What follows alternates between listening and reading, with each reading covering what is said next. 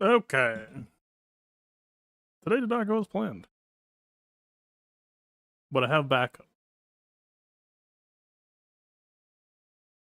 Alright, we have what, 35 minutes? Yeah. Sure. Naturally. Of course. I'm so fucking glad I already did one fight.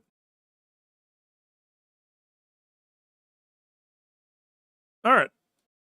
I am probably going to be muted for most of this just because there's a lot of background noise. I don't think it's picking up too bad, but it's also not that bad right now, and I can't be checking mid-fight. Yeah, we're gonna move. Hopefully, Grey Brothers will hold the line.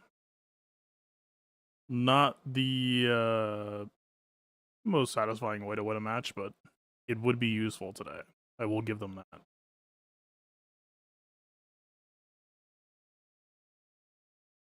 Also, hello.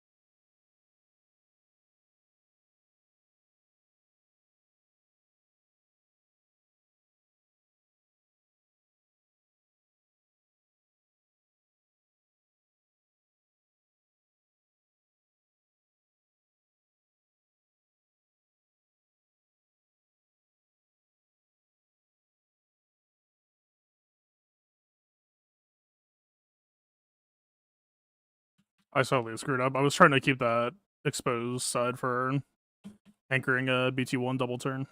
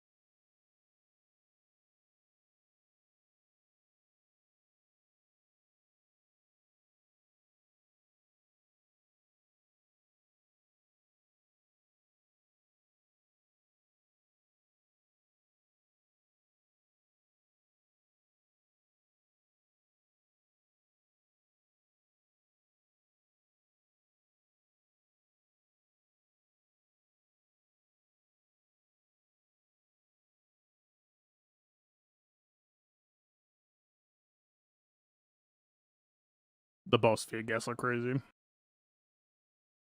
Oh, I did not check tenacity.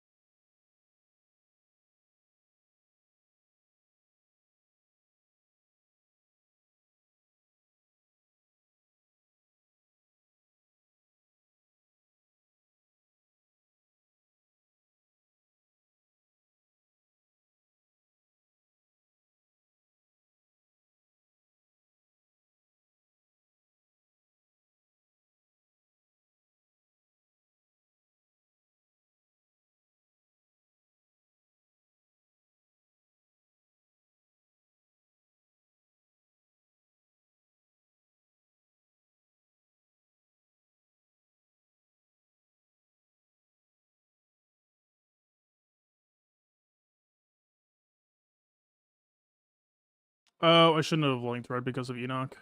They're not critting me at all. Anti-synergy.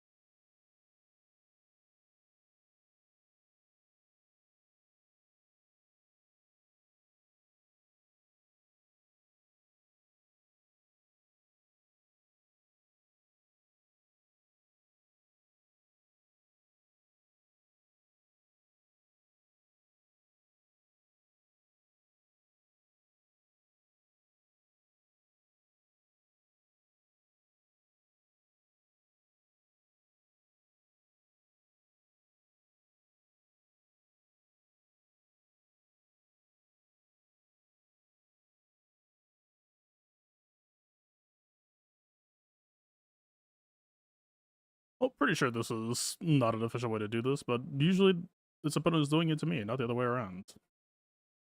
Oh, am I in trouble?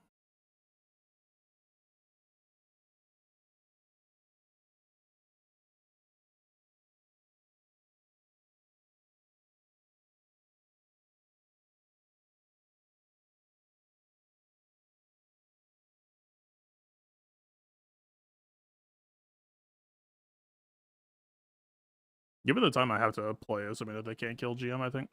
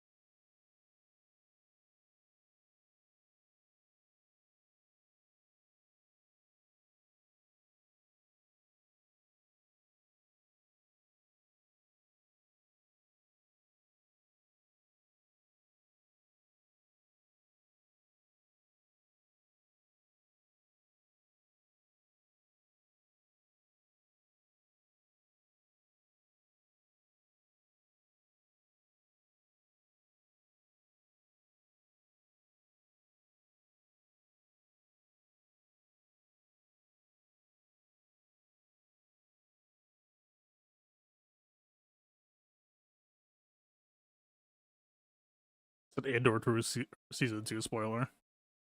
Yeah, so we don't have a thing for that. Did our score jump? Or do we? Nah, but it's Plochrome was stunned, so no, probably not.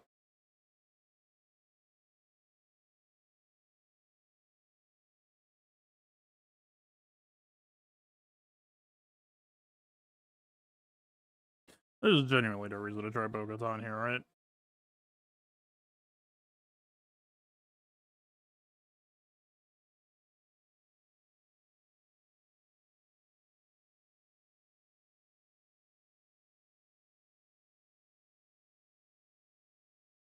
Questions for later.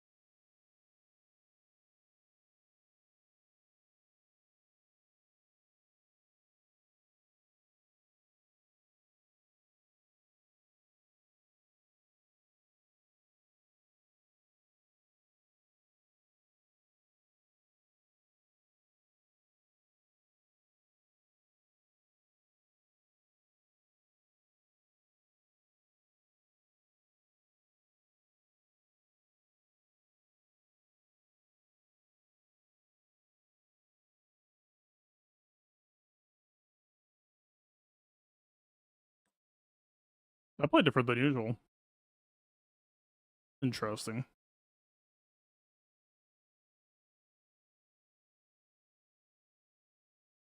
I don't know if that's because of Scimitar though, because gaining speed that late would usually not like chase your aura that much. Hmm.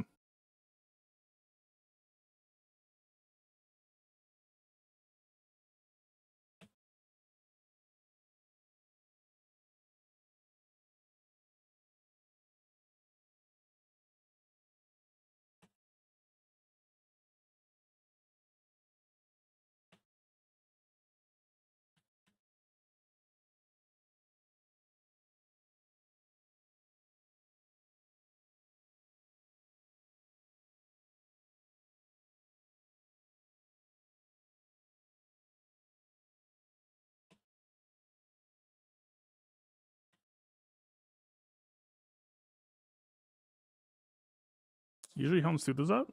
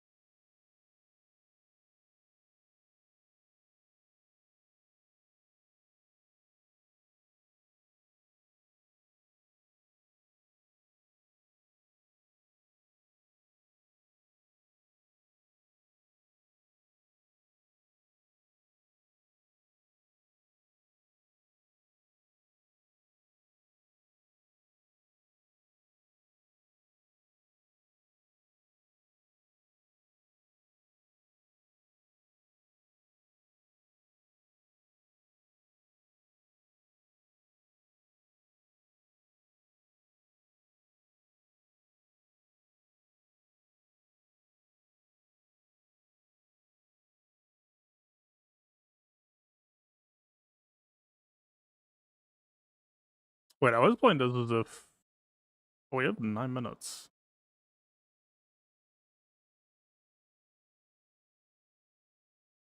I still don't think I can full clear.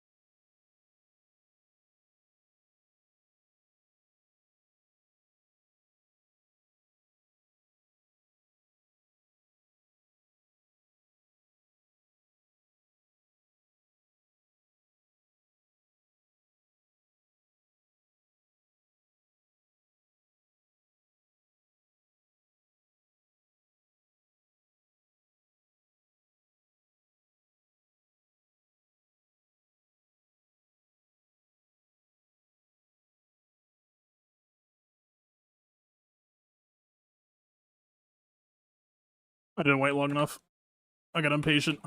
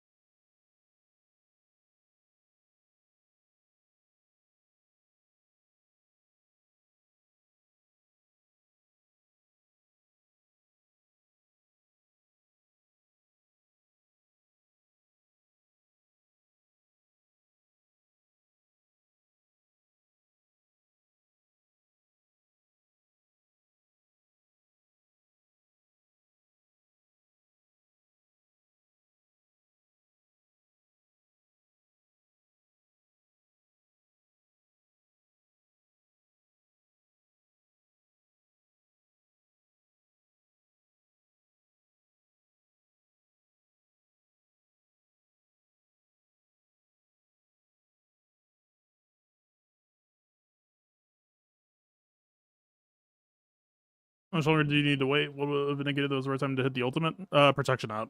Radis' ult is not dispel, so any amount of protection up isn't negated. Like, you apply a protection or disruption? What's the debuff name? You disrupt any future protection made, but the protection up that they have still applies, so it shuts down the value of Radis' ult pretty significantly. Unless they have a fat expose bomb.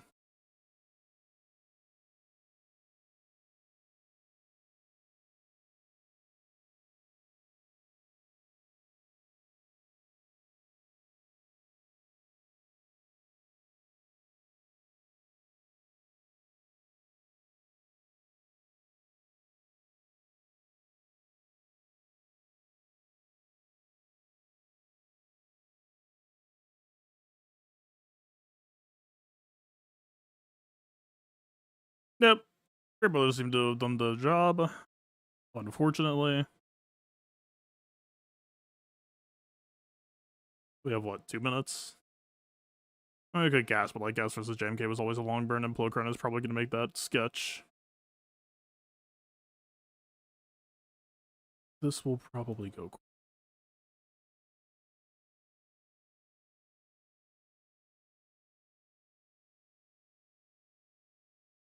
I should disruption worse for protection up too. Well, I think it does, right? It's just for future protection I'm being made.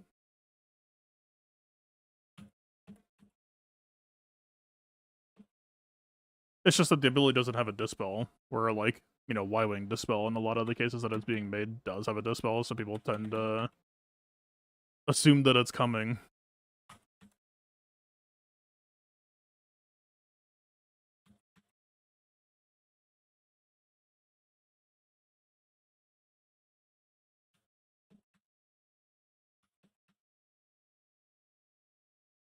Thank you, Ben. Or my team's damage is ass. Take your pick.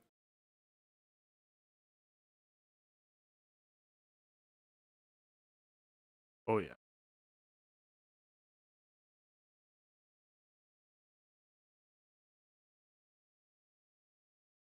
Does this team start with Foresight?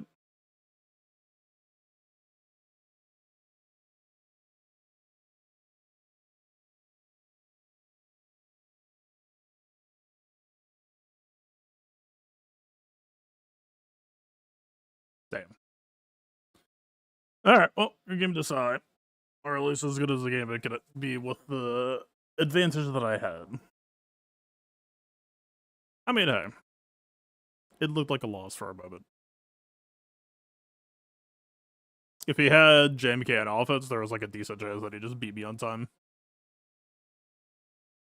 Leia got her licks. Alright, sorry, there was some stuff I wanted to respond to earlier, but could not. Trying to emulate your GL Tano mods, but your mods are crazy good. So this is crazy. But I actually came to a realization last night that it was like, holy shit, I have a huge hole in my roster. Also, I did just get this today. Well, shit, man, okay. I've been poking at Ahsoka a lot, just trying to understand her and what makes her tick. And whether or not she's a good team or not, which I'm still not sold either way. So, there was a point in time, actually, I should probably just take this mod off of her. There was a point in time where I was like, okay, she's counterattacking a lot that even though the incremental gains are small, that I was thinking of damage modding her. But then I just came back to the whole entire ballgame, which is every other tank GL has crit chance this bad, but Leia gives herself 50%. JML's basic has guaranteed crits. Every other tank GL cheats. So, like, because I also gave her R9, I was like, well, okay, so I'll give her R9 and I'll start to cheat on her, modding a bit to try to help her output damage. But, like, no, man. There's no mastery, there's no outside source. Huyang will give her advantage sometimes, but she's not one big hit person. She is the opposite. She's, like, death by... It's not even 1,000 cuts. It's going to take her more than that. But it's just like, I don't know, whatever. Like, I don't think her bulk is that big of a check right now. I don't think stuff that's beating her is like, damn, that Ahsoka was too tanky. We couldn't get through him. But then I'm coming back to this, because this whole time, I was trying to optimize. So here's what I was doing. I was in my mod collection, and I was basically in, like, this. Technically this as well. I was like, okay, primary, health. Secondaries, offense, defense, speed. It hit sort. And I saw a list this short, I was like, uh-oh.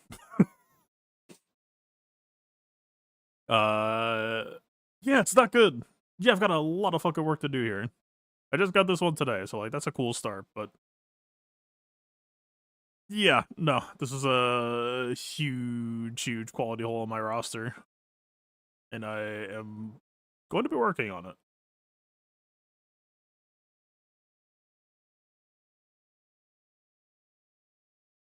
Well, semi-successfully.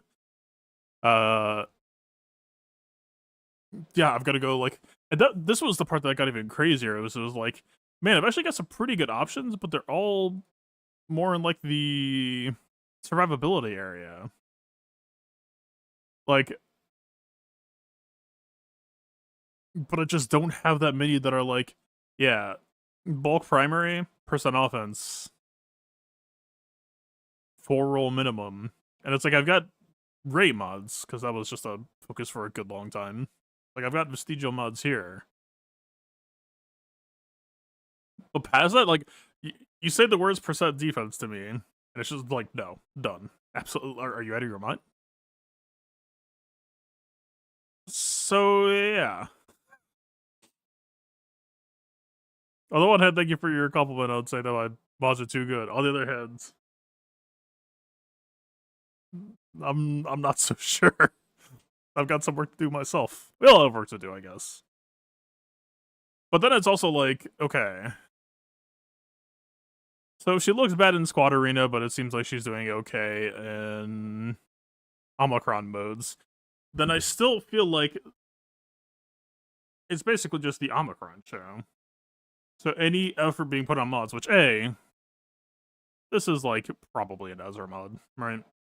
We could just do that now. I'm not gonna do it because load out anyway. But yeah, like,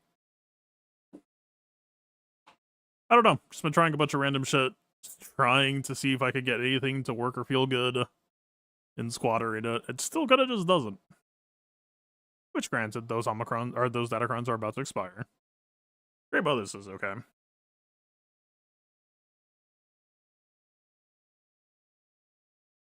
Like, if they just Doom Sabine into Spirit Nuke Sabine, then it's probably not gonna end well, but, like...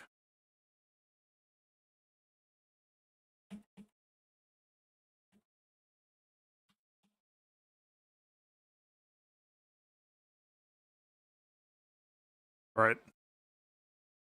And then she barely gets to live this turn because they went for Ahsoka instead. I could not get this matchup consistent. I could not, like, consistently save characters. If they just, like, put Doom on Ezra at the start of battle, then it's, like, a high roll.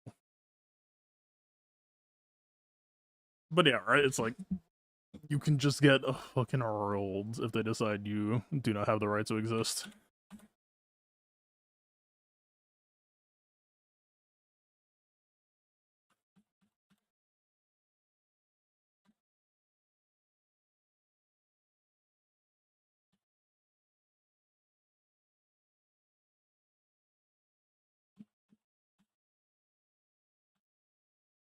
Really kind of wish I did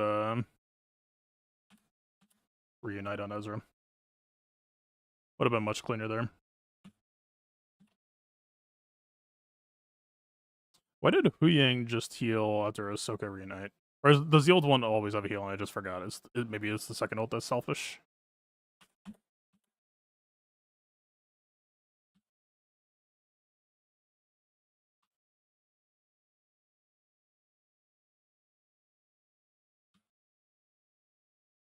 Why does he still have exile? I must have fat fingered something while I was talking to chat.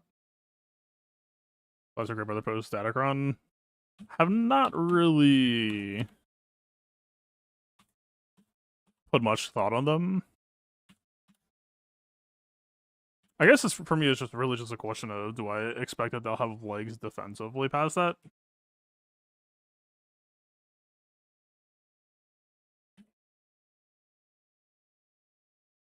Because if you're not careful, they like end up donating banners back to a would-be counter otherwise. I don't know. To be honest, I kind of just shut my brain off when I came to Grey Mothers as I waited for the pay-to-win crown to go away.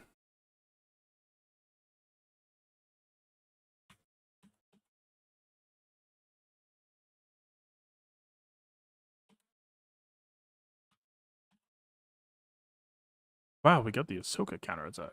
Our assists. We're rich.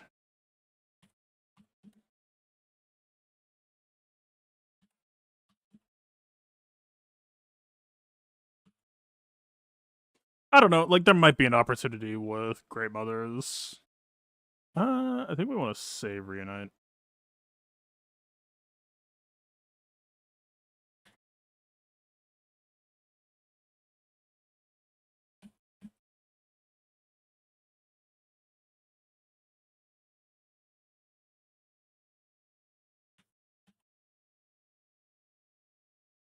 Get the heal block and then cycle it with Reunite.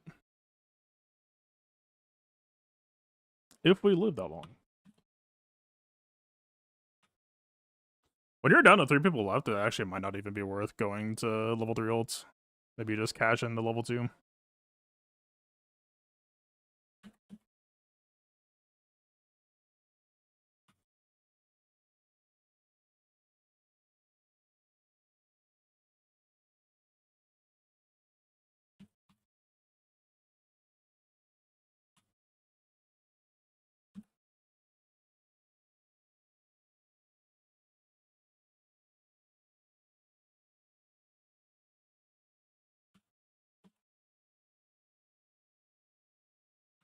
Cheapest predator. Well, I guess on some level that's why I should be looking at like Morgan Kron right now. But even Morgan, like that's the thing. You can't really look at Morgan Kron and extrapolate because the level 6 Night Sister effect was just as powerful as the level 9.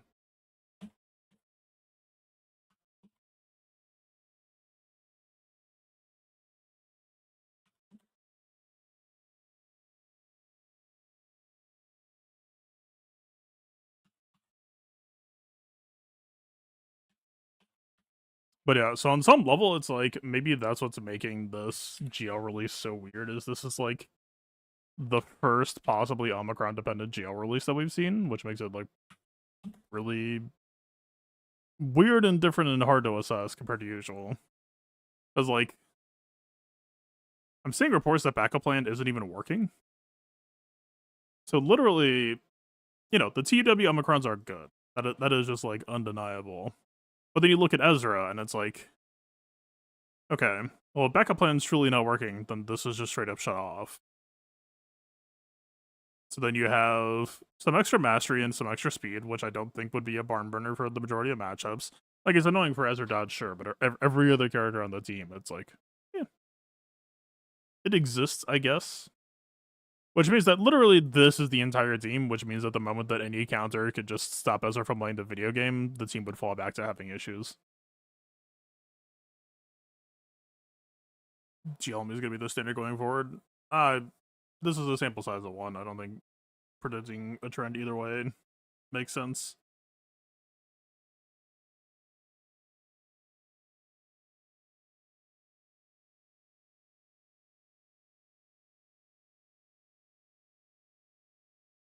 I mean, you know, we had Omicrons in the past, like Skiff releases alongside Java. Well, Skiff exists before Java, but like put it into context.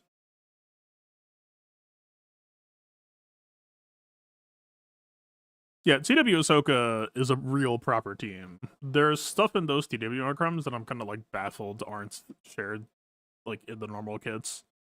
Like the heal conversion. It's just like, why is this here? Why is this locked? Which are allies recovers health, the other recover half that amount. Yeah, that would turn Ahsoka's ults.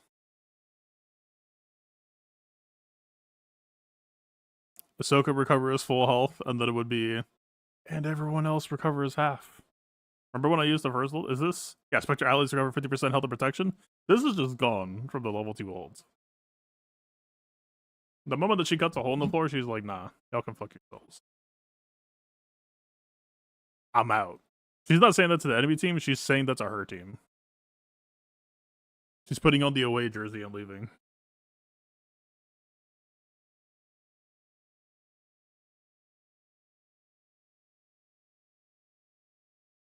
Counter chance, dude. The counter chance is whatever to me. It will matter in some spots, but not always. But yeah, I am more concerned for the GAC version right now than anything else. Like, don't get me wrong, this is good. But this being good does not a whole team make. Right, the TW version has an anti-stun clause. A stun automatic cleanse clause. This does not. But either way, I'm gonna keep working on their mods, keep trying to optimize them. Maybe they wanted a TWGL. Well, they're approaching the point where they will have as many GLs as board slots, so it's entirely possible.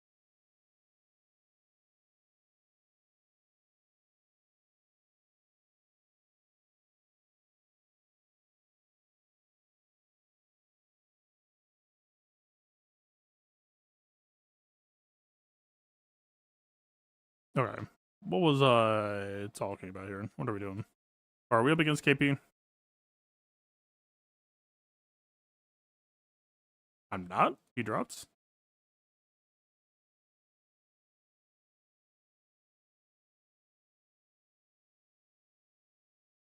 Oh, I will not be able to test against the Sokatana then.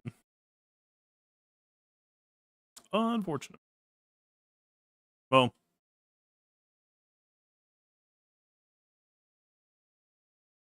Okay, she is there. There were the theories for them. That's fucking tough.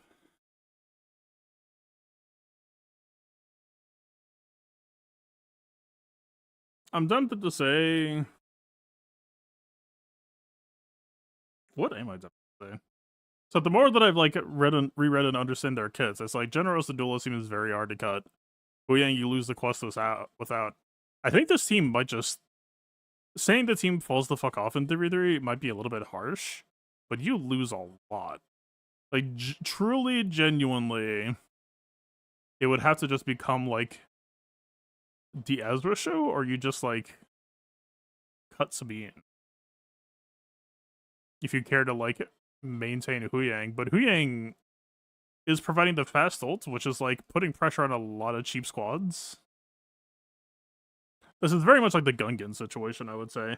In the Gungan situation, you ended up cutting your 2 damage dealers, but the damage foundation for this team is so low that I don't know if you can actually do that. I think it's Ahsoka plus... Here, there's like a better way.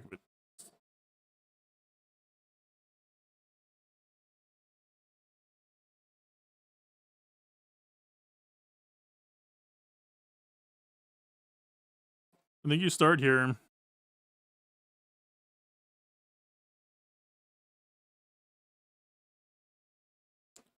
I kind of doubt it's both.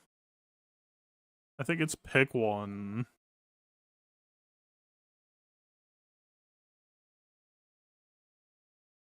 And then pick one? I don't know about her level 9. I don't know if her level 9 makes sense for this squad for the read-through. Unless you're just trying to diversify threats and you just want to have Ezra be a piece of shit while Fulcrum's biting at your ankles, is like... That's not bad, but that's a lot of eggs in one basket. My instinct for 3v3 is to diversify them out.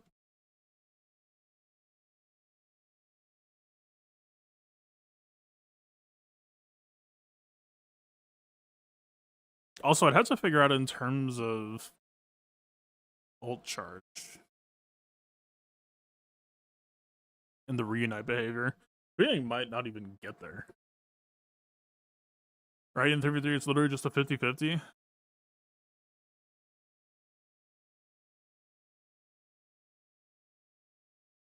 So the way it seems to go with Ezra is that's why they started with 25, I guess, for the currently written AI, is because he doesn't use reunite first, but he just like takes a bonus turn and then reunites and then exiles someone, I guess.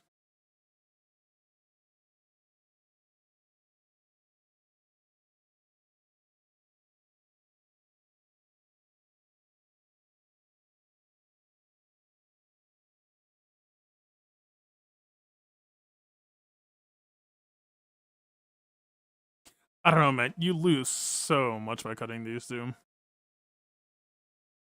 Which would be on offense or Davison 3s.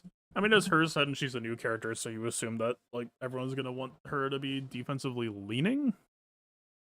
If you put Fulcrum into the team, it's almost certainly a defense offering. The question is whether or not that's the correct play.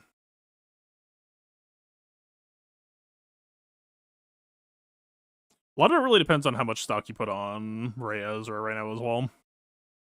For like, if I see an opponent placing against me, my stock on that team is super low because I know the answer. I have it locked in. It's the normal Rey counter, and you just donated me your Ezra for free.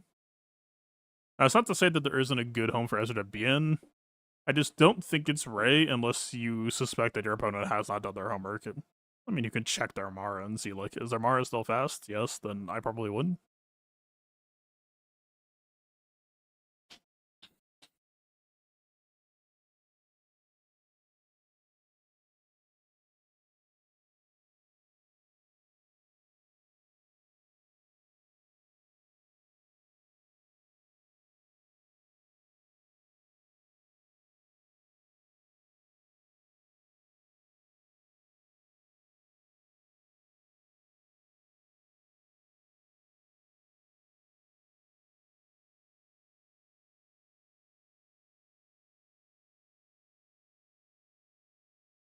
Then there's questions of, like, I don't know, there's still just a part of me that's like, what about Rey Fulcrum?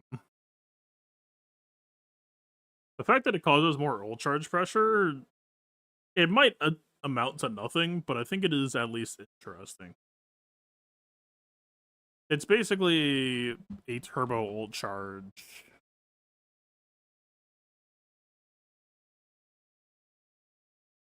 Also, the one issue that I have right now is I think Fulcrum is bugged with the exile, that if you don't get exile off immediately, she kills herself.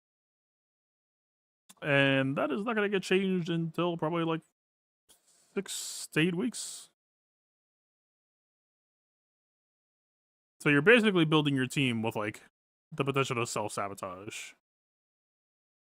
Now, granted,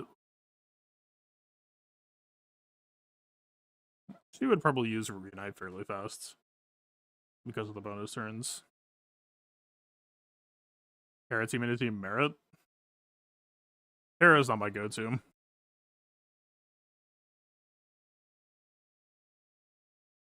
Terra is definitely not a defense team in my opinion.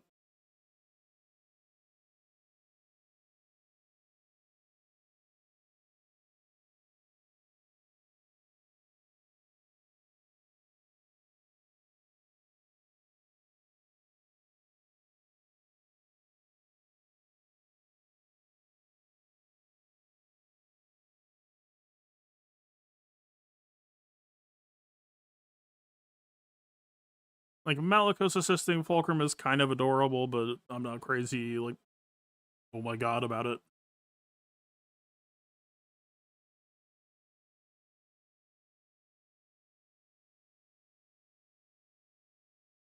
My instinct really is not to... Let me just look at my board. That'll be a good visual aid.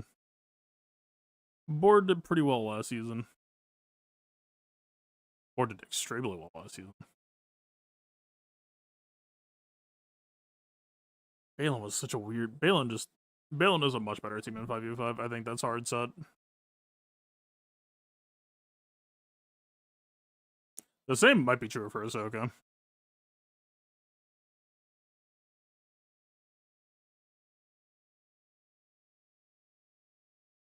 But I was still using Ray-Ban Ezra. RIP Palcrown, that team kind of just doesn't exist now.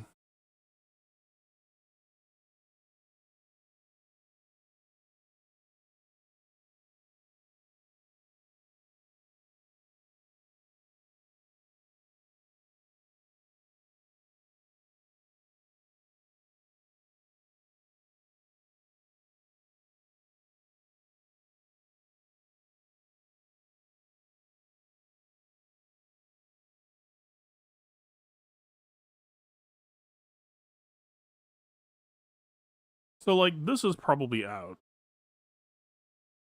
This is maybe out, although it's a good 3-piece package that I don't know what's going to happen in 5v5, but actually I might feel a little bit stronger about Grey Brothers in 3v3. They probably stay. We just cut this. There's something to be named at a later date. Possibly just starting TM.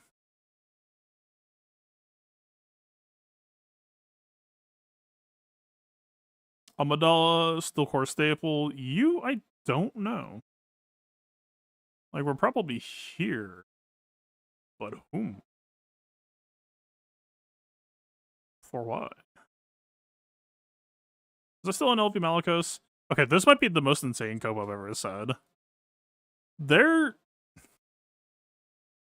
win rate of Bo-Katan Mandalore against my LV Malicos leads me to believe I actually might have gone too ham on their mods. That I think I might be doing too much damage with this ability. That I'm actually just like giving them BAM reset. Or something. Before the Maul Blast. Because what you would hope to be having happen... Man, I don't, like...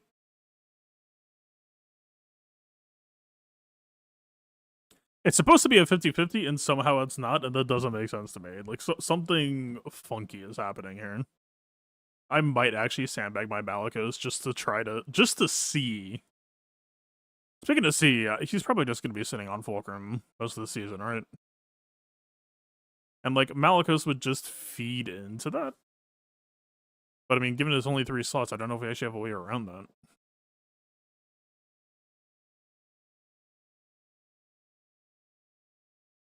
Teal block would kind of be cute, maybe. But GTR's not cycling back to that shit in time.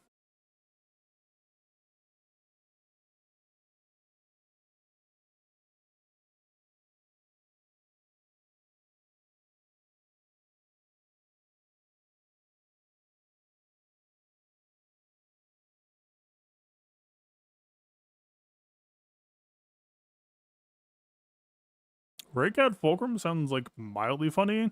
So here's the thing about Raycat. Raycat, as a means to juice her ults, has never been enough. It is capital A. What did I say capital A? Capital N. Never been enough. It was considerable when we had like the quad damage Ray ults one. That's it. But it does give you offensive crit damage. that if you say, I just need to like nuke my defense maybe. Holy god, I don't remember returning this. Well, it wasn't really cheesy, it was just... Huh. Interesting. Didn't mean to cut you. I don't remember who that was. Oops.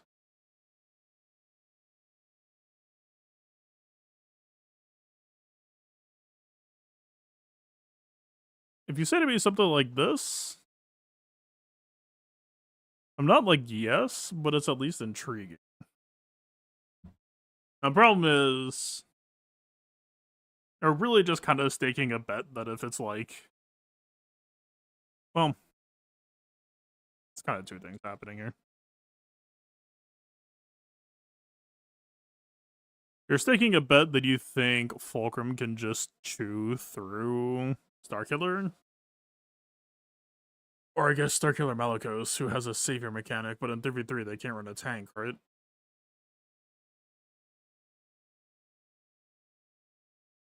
Again, probably too many eggs in one basket, probably too committal.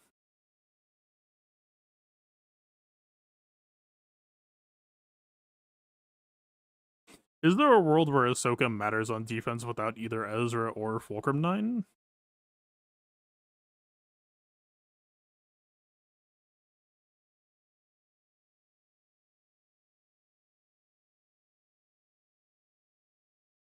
Like, I don't know if this is anything.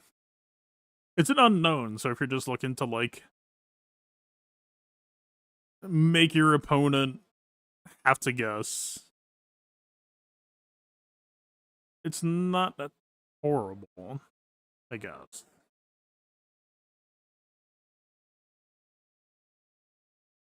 Like, the thing that I'll shout is that mechanics like Exile or Syndilla Fracture, the impact at 3v3 is way the fuck higher than 5v5. Like, when you see a Bane squad lose to Ahsoka, it's because she has fractured 50% of your playable turns. That had, drop some Bane or whatever. Suddenly you're way behind. Especially if your side partner is just like a sacrificial lamb tank. That fracture's not coming out for a minute. They can run Seer Ben Cal. I don't think Seer Ben is anything. Doesn't Ben like require Ray for most of the shit?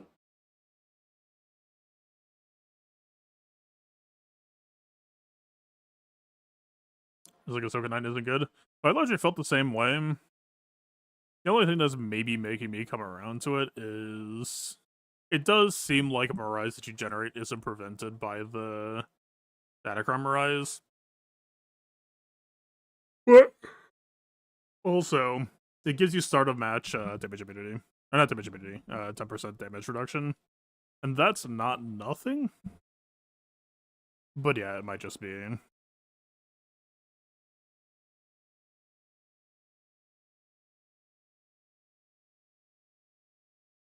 The problem is, again, I like cannot stress this enough.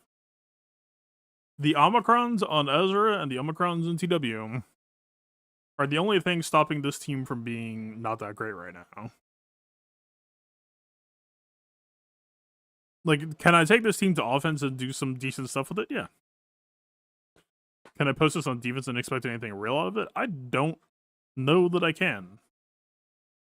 Without Ezra pressure here, I guess then it's really just a question of where does Ezra belong?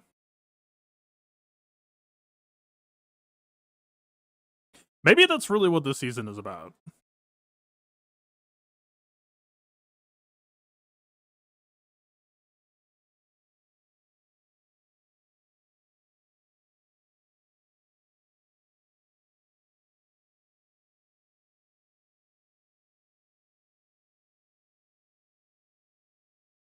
The problem that you really have to be careful with, though, is as good of a unit as Ezra is, again, he does not have any built-in anti-stun. That's only coming from the TW Omicrons for the Ahsoka squad. So, like, any bet that you stake of, like, ooh, Ezra on defense is really interesting here. Jedi stun is going to be gone, but Merc stun is still floating around. And, like, you could easily stake a bet and then lose hard.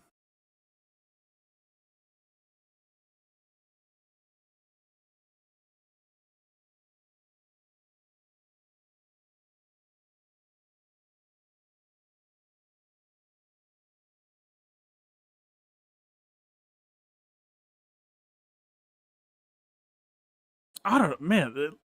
The question just doesn't even sit well.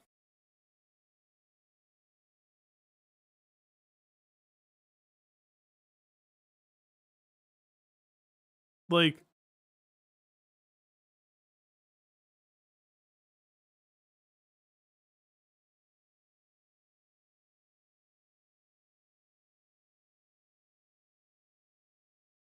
I don't know who would actually be weakest between these two. I think they're roughly the same. Since she's 9 and she's 8.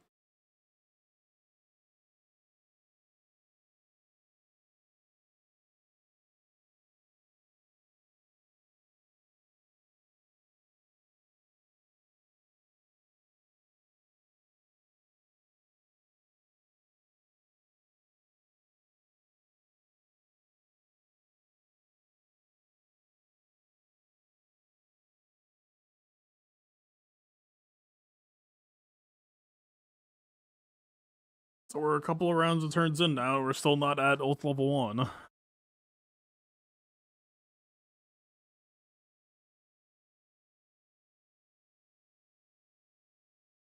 Like, that really the fate of this team is just like you go Ahsoka, Ezra, Huyang, and then you just 50-50 on whether or not you get the fast ult or not.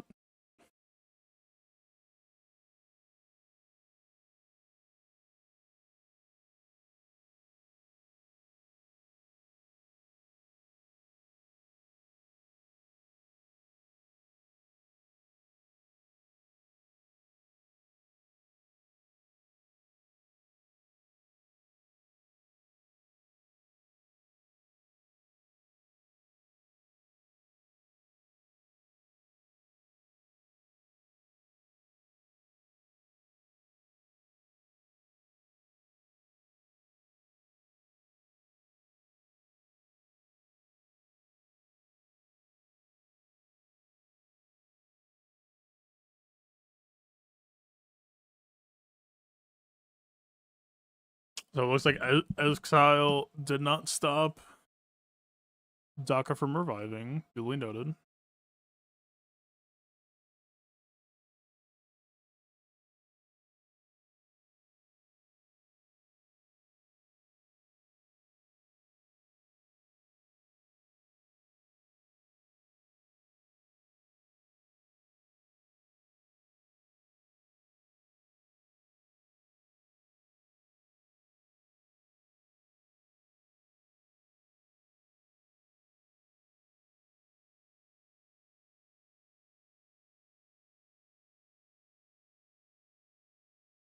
I don't know. This just doesn't really feel like a potent package.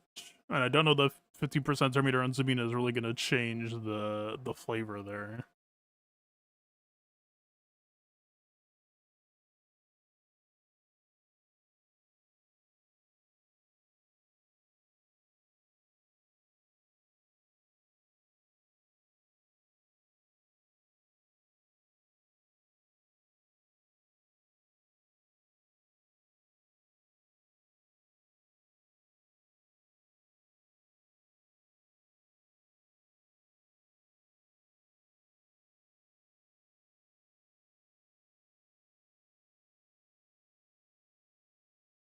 I mean, she's ramping, but it's ramping very, very slowly.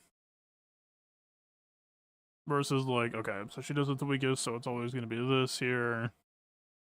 Bob, let's say he does pass it to Ezra.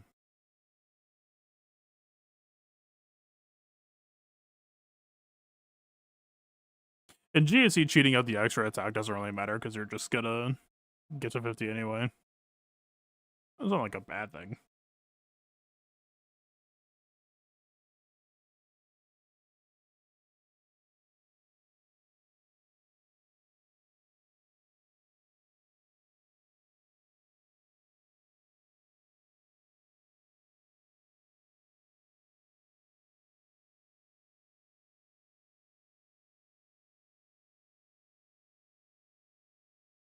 I think Rey Ezra Huyang is probably the closest to, like, the default power level for the GAC Omicrons.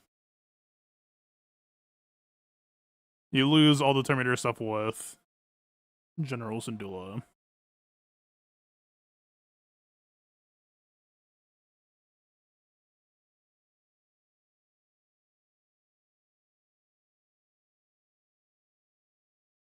But you keep the turn meter, mix up potential. It's a 50-50, which is unfortunate, but you do still have it technically.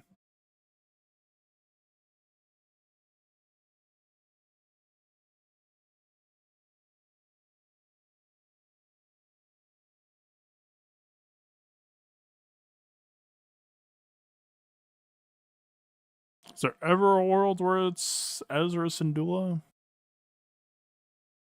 Syndulla provides way more consistent value. Yang is literally just for the ult charge at the start of battle here. The rest is very whatever to me.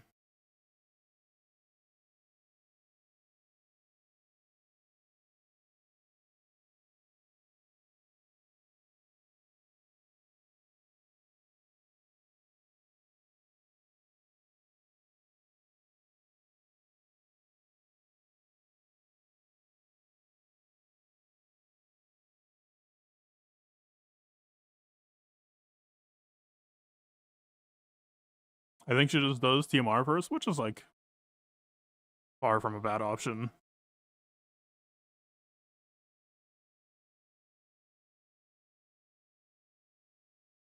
Ahsoka TMR into Hera, or no, Ahsoka TM into Hera TMR into Ezra doing his whole shit is not a bad opener by any means. This might be better off. Like, you're behind on ult charge, yes, but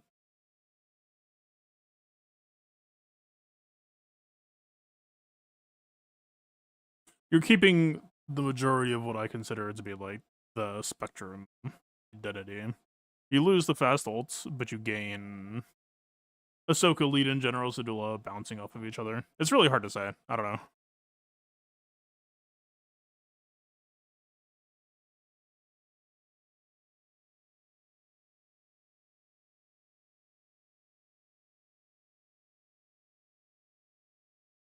And like, if you really want to go a turbo team, you probably just go Ahsoka, Fulcrum, Ezra.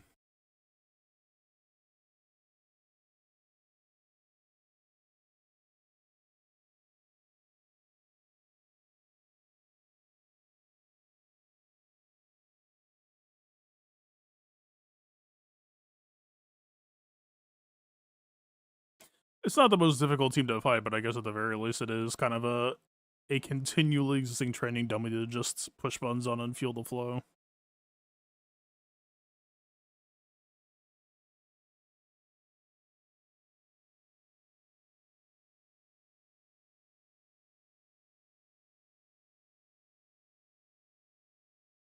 It took us that long to get to our level 1 ult with this team. Hey.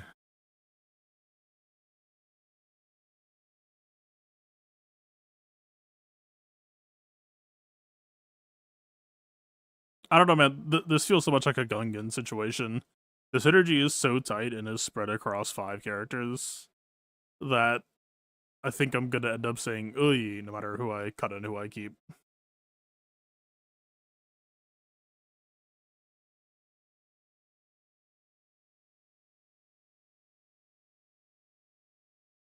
So she revives, but she still has exile. That's odd.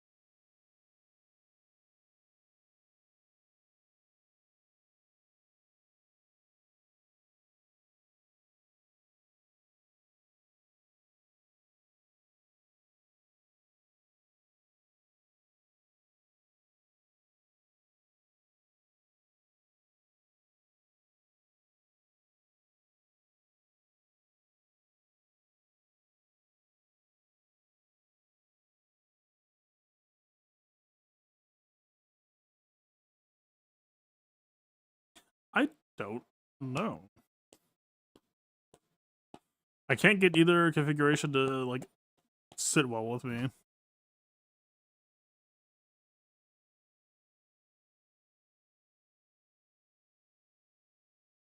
You're sitting with that exile for a while. Ezra also technically does it because the way that he does it is with his GAC Macron, he gets exile or he gets per guild migration of 50 on first turn.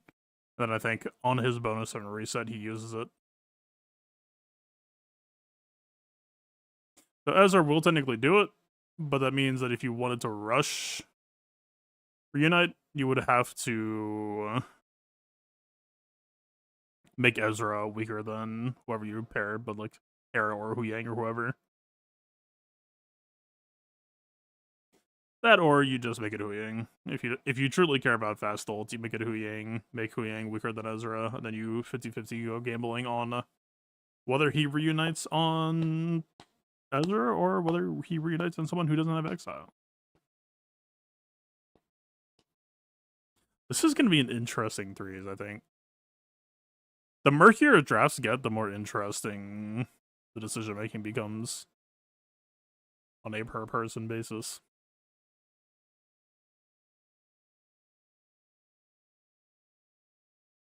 I'm considering Seanock again for threes.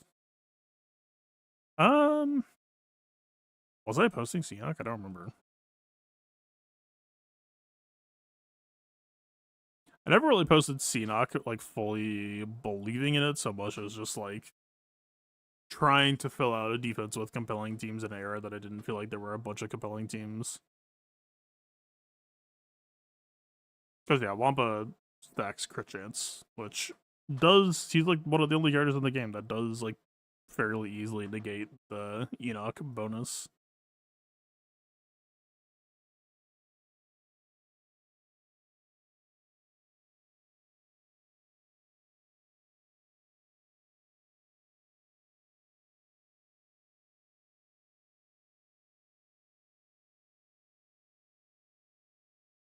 Like, if you open TW and see this, what do you do?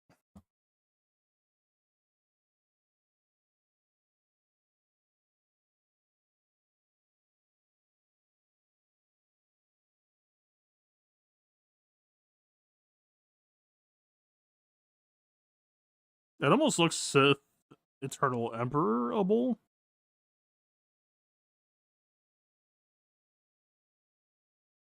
I just don't know what the relationship is between Sith Eternal shocks. Like, if you go down to Ahsoka Last Stands, let's say you drain all of her protection,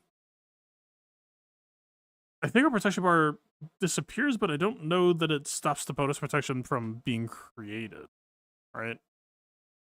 So that'd be a question of Sith Eternal DPS versus her doing this. How is her base tenacity? Not right now, terrible.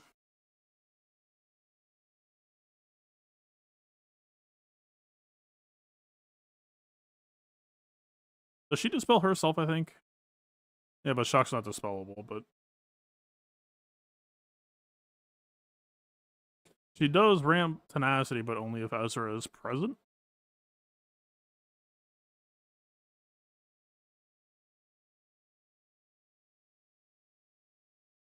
It might die to see without Ezra being here, yeah.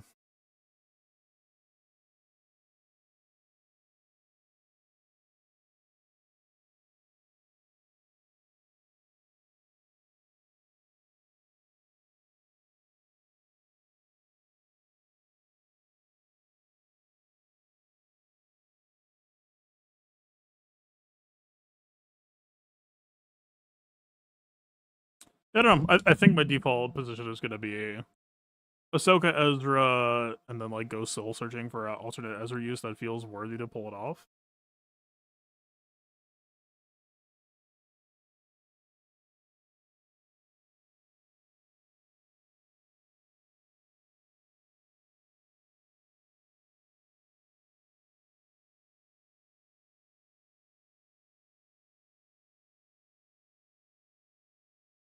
This feels more imposing.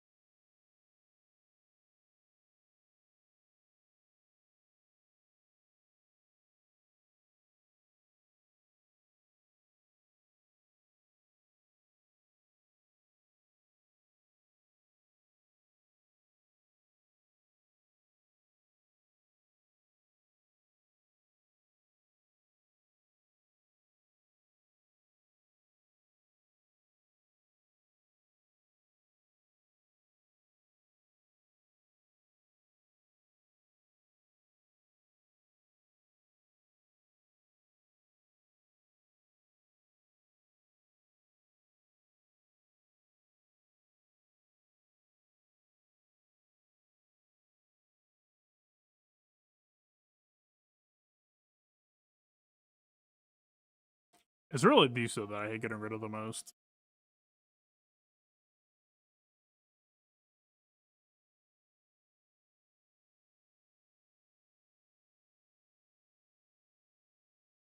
And as released as bounty hunter as possible. The thing that made bounty hunters tick was mostly just exploiting Lord Vader debuffs to give them ults pretty much ASAP to delete a character.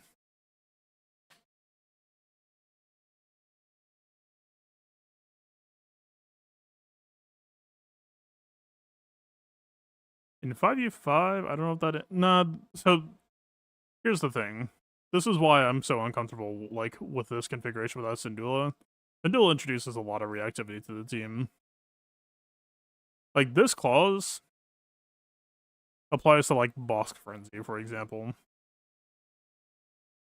It also applies to, like, Ahsoka counterattacks. That would proc every time that Ahsoka counterattacks Bosk and strips away his taunts and it comes back. That would give them a partial TM drain. That's why when you say, like, which two Spectres do you cut? It's like, well, I really don't want to cut her. Sabine is, like, the most cuttable as long as you know that your damage is coming from somewhere.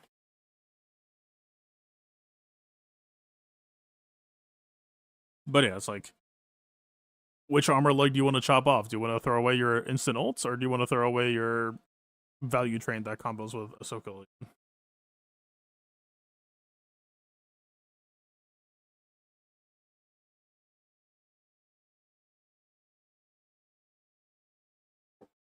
That's tough, man. I think it could genuinely go either way. And maybe it will depend on what's getting used against them. Like, maybe if you go this, it's a little bit too exploitable, and maybe if you go this, then the ult comes out too slow.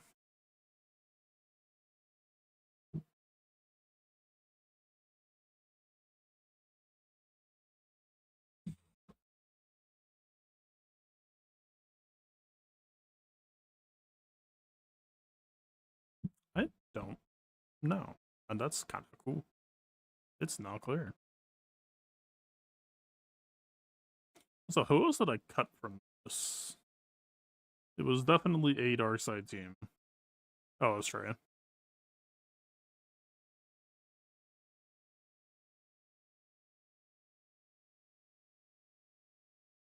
I hope the answer is not just Ahsoka, Ezra, Fulcrum. That would be like the most auto builds, but like, if it was just like oppressive enough that it's just like the clear favorite, I get it. I understand. But unless it's just like a truly unbeatable team, then again, that will just result in two, maybe if some good theory crafting happens, maybe 3 eggs in one basket. Right? It's like Grey Mothers. Grey Mothers is 1 egg, so you don't mind how big the basket gets because it's still just one ass team for the most part. I mean, that DTMG night team was actually kind of impressive. That it almost made me kind of regret my GM team being in the configuration it was in, but I didn't have that Datacron anyway. So it's like maybe 2 eggs. But for the most part, it was just kind of the 1 egg. And you can't really cut Knight anyway.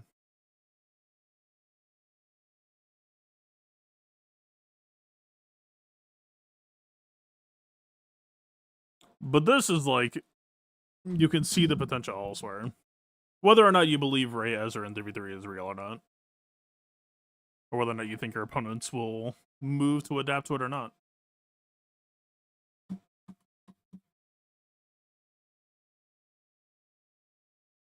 Also, I guess that's the other thing that's kind of deeply uncomfortable for me right now. If the answer is just Ahsoka Fulcrum, then my Seer team is just like, fucked. Well and truly. Oh, they're down somewhere, aren't they? Where?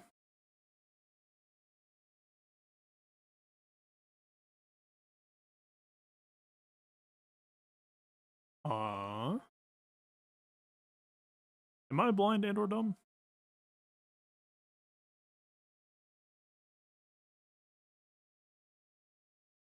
There's Seer, but where the fuck is Fulcrum?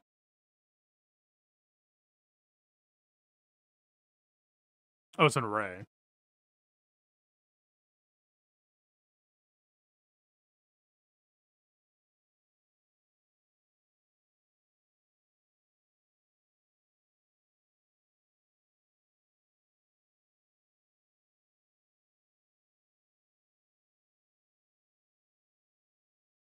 Like, if it's just here, and I have no fulcrum, what is it, disobedience here?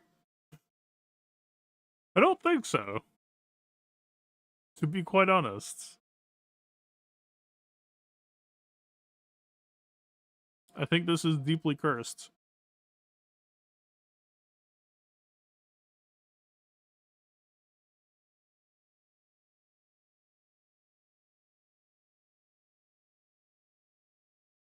Yeah, it's just gonna die to Malgus or whatever.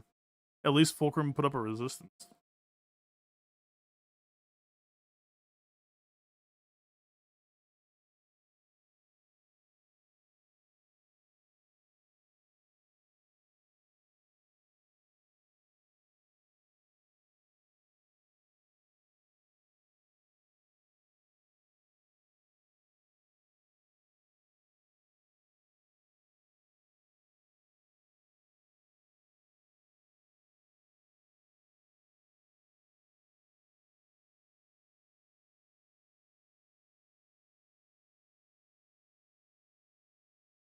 I could just go back to scamming Ray. It doesn't feel necessary.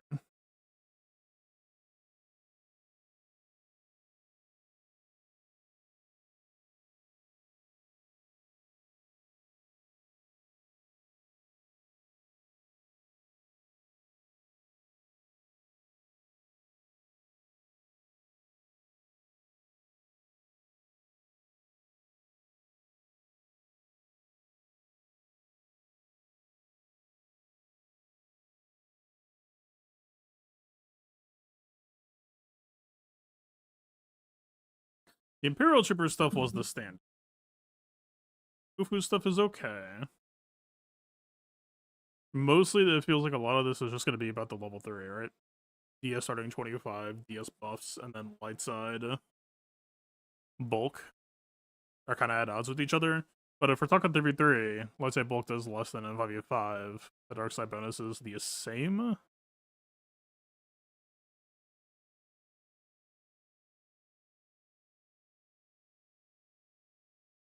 There might be something to decide for like Iden with double damage with buffs level 3. That might just be oppressive to some stuff. Is it oppressive for Radis? If we're talking base, no.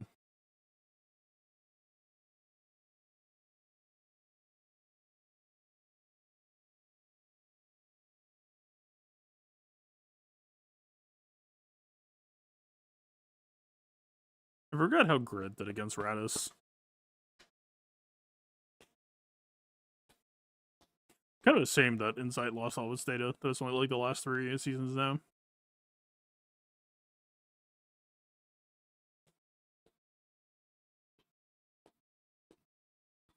D to O is so like, like it'd be good for Iden, kind of. Rebel, I remember being pretty damn uninspired by. Is there anything fun here for Luthen? Riposte, kind of. But it's not for Luthen Saw.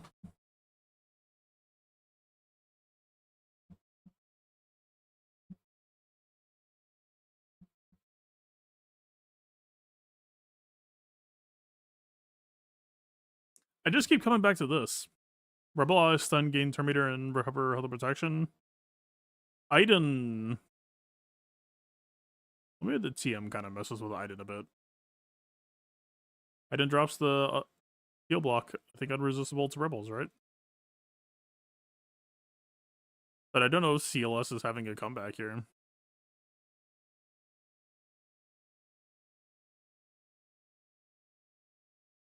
Yeah, you catch the stun, you catch the healing immunity.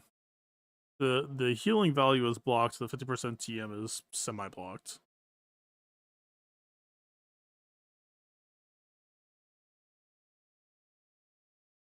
So I guess what's really happening here is, like, if I remember how Iden against CLS goes, if it's a fast Chupio, sometimes that time table could get a little bit tight before he gets blind off and things can go to shit for you. So maybe that 50% TM is actually spooky for Iden.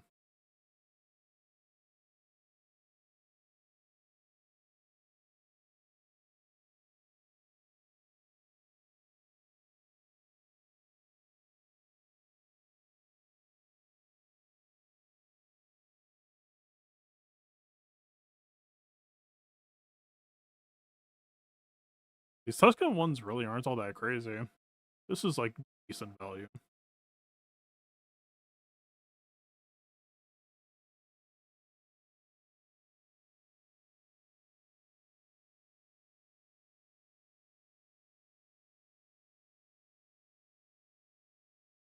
Yeah, it's nothing.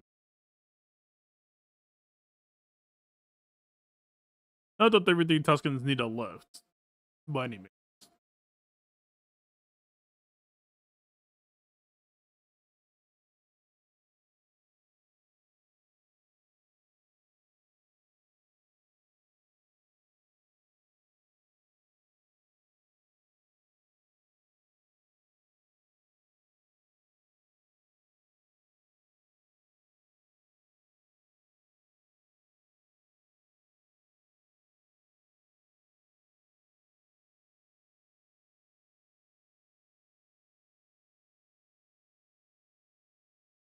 I think one thing to actually be genuinely scared about is Cal, wherever he goes, if he goes somewhere, has hyper negative synergy with the Crit Avoid level 6. Because normally this is something I'm a big fan of, right? You get the reactive anti shit.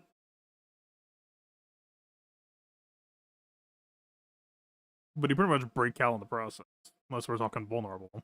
Which can be true in some spots, but isn't always.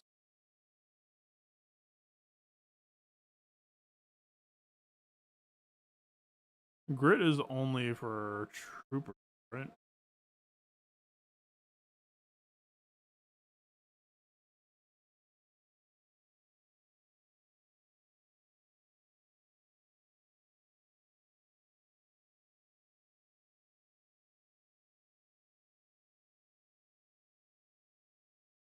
Light side regen on resist. Is that ever funny with Luthen? Probably too small. I think you'd much rather just have the bulk.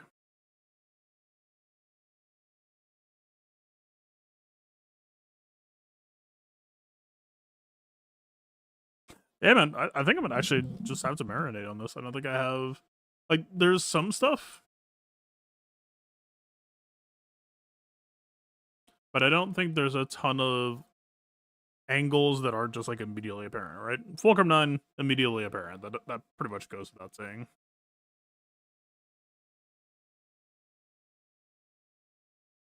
Yeah, there are Trooper 9. Piet, I'm actually not so sure on. I'm not so sold on. It might catch some lazy Bo-Katan Mandalore players out, but again, the thing you always have to come back to is reviving Maul is not good. If Maul revives with 5 Anguish, it would be a very different story, but he normally does not. Magma is the one that I think is very interesting.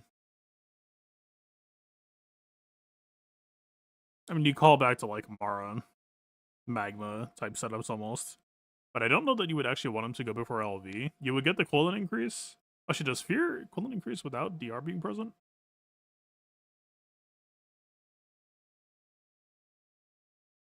I don't actually recall.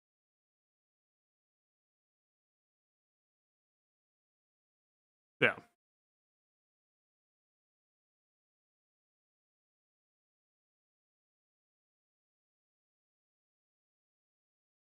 So you have the choice to either make Magma faster than LV if you want, or slower than LV if you want.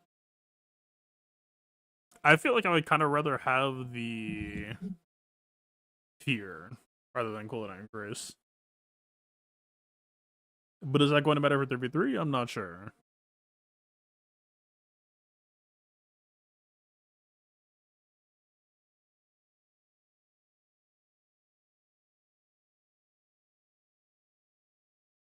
Yeah, Magma's not an impermanent. I think CG was being a bit cautious here to keep it to troopers primarily. Like death is a solid effect, but I know death is DTMG normally lacks oomph in Differ 3, especially unless he's preying on a team that has high TM. But defensively, that makes things much less ideal.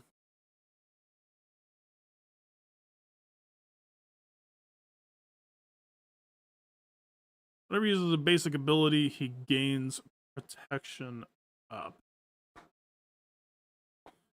If he is doing that after he gains 50% turn meter when he is stunned, he might able to be enough of a pain in the ass to Iden. But Iden and CLS being defensive teams, at least for me, hasn't really been true in quite some time, but I don't know if we revert back that far. This is in no way dissing what they brought to the table at the time. Like, does Leia have any solace here?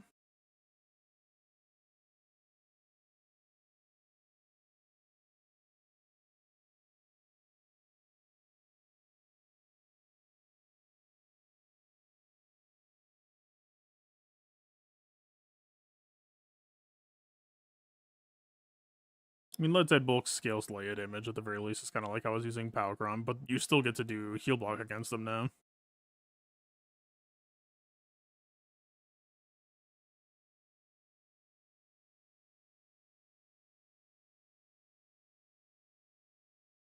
Cal 9 is good, but like where?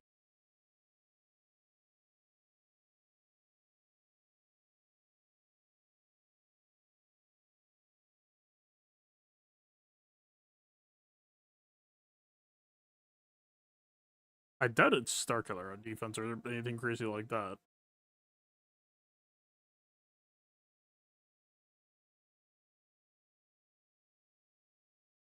I don't know, man. There's a lot of questions and I don't really have the answers right now. I kind of need to sit with it. Did we see a Tano kill? I have not fought any opponents with Tano yet. And technically, KP did not make it around 3, so I still will not be seeing a full Tano this week.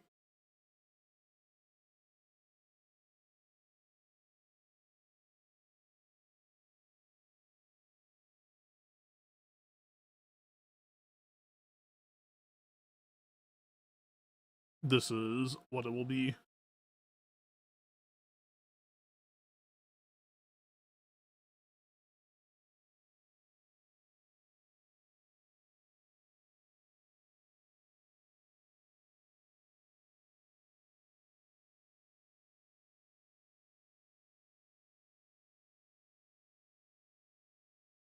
How do I count to 15? Leia Bulk. Balen will probably keep doing. Unsold, but like, this might just need some elbow grease to make sure that I'm... The problem is I can't test for Malicos damage in Arena. I really wish I could just see a recording of the Malicos fight just to know. I think I should be getting more juice out of this team than I am. That's kind of what I'm trying to say here. I should be getting more juice than I am, and it's like, okay, I need to recalibrate somewhere to set up the 50-50 for Bo-Katan that is not just winning every single time.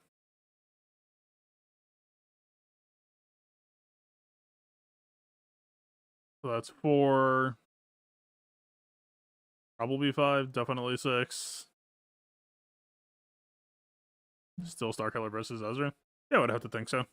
The reason why I like Starkiller was, like, the Datacron being bugged was just, like, a quote-unquote bonus.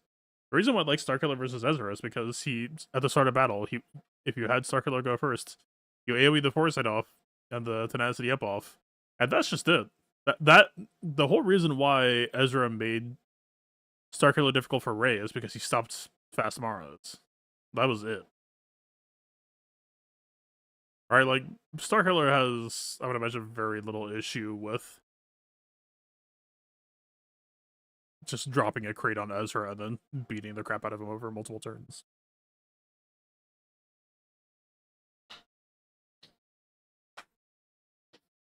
Maybe there's a world where you are afraid of fast Ezra dropping heal block on, like, EP. But I don't know what you would be, because that's not too different from the dynamic of what Ben already does. It would be a problem if it was like fast Ezra, drop it on EP, you get heal blocked, and then you happen to gift Rey like double whirlwind, and then you're probably cooked. You could transition over to like Darth Vader plus crew if you were that concerned. Or like maybe a Jedi tank, but probably crew.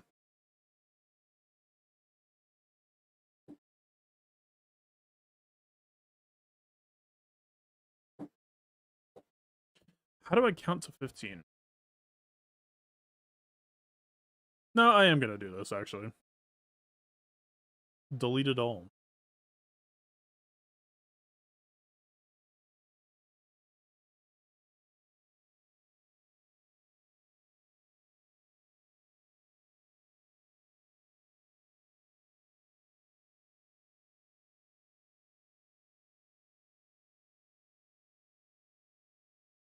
Okay, what is it?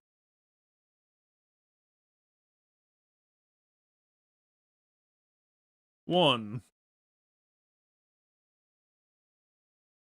two, three, four. I think I clicked you yet. 5, maybe 6. I should just do this like actually. 1, 2, 3, 4, 5, 6. 6 GLs on defense, 3 on offense. Is that the play? I suppose. 7. Am I supposed to be clicking leaders or just characters? 8. Well, he's without lead. Not 8. 7.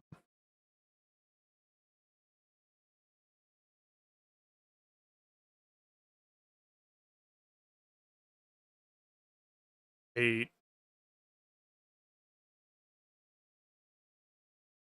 Kinda 9.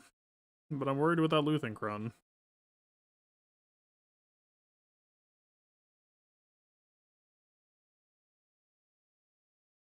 Kinda 10.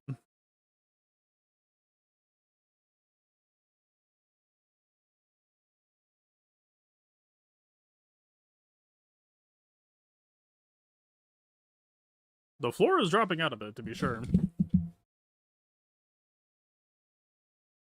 Kind of a lot.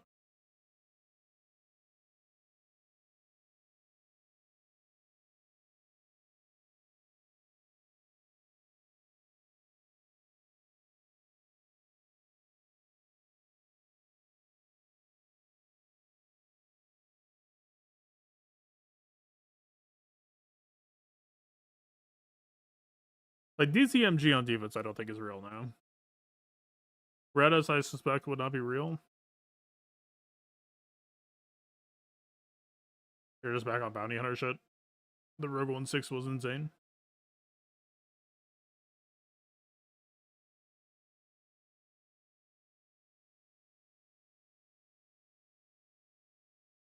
I really doubt that gun guns are real.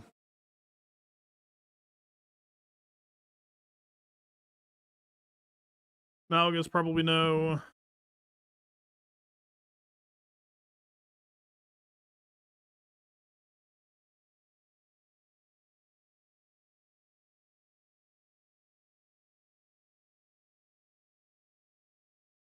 I don't know, man. Maybe there is room to try some weird shit with, like, Iden.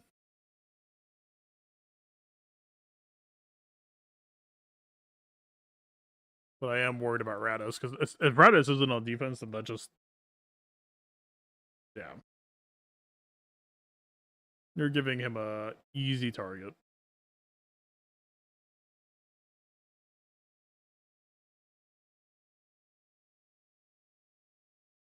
I guess this is going to be the major question for the next 2 weeks. Can I learn how to count to 15?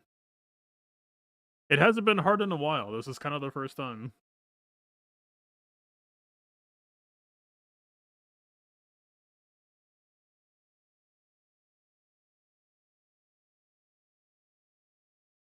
Which, like, squads like Gas, if you fatigue your opponent out a decent amount, squads like Gas can still be the finisher, but he lost stun.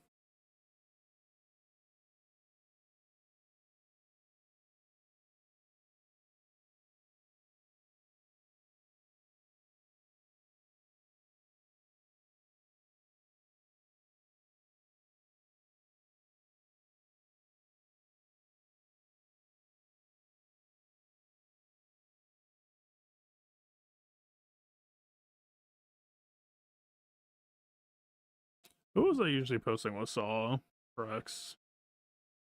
Baby Bays? I think it was just another support.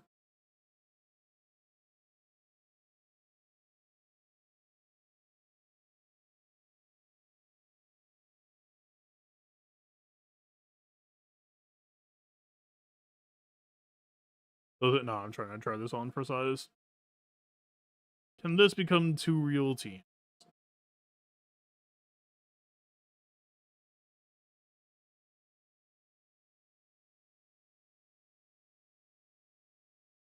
Not actually posting gender, I'm just inserting something so I can refresh. Weren't there light side buffs?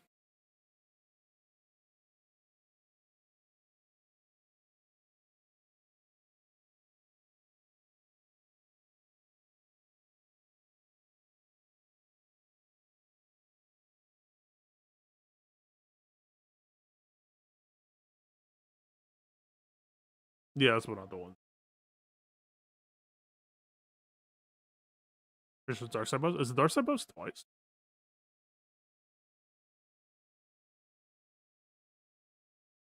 I could have sworn I saw buffs recently. Recently meaning pre-19, whatever. Huh. I guess I'm losing it.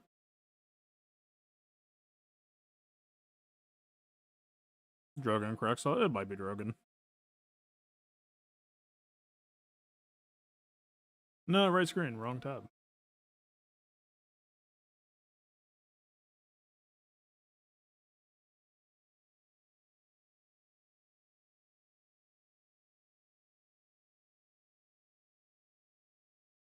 Saw corrects demands some amount of respect.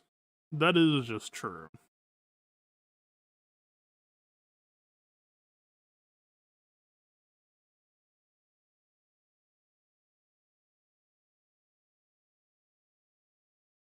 I don't know that Mon Mothma Luthen command respect. I mean, it would be very easy to just go back, yeah, Saw corrects Luthen, but is that really where I want to be?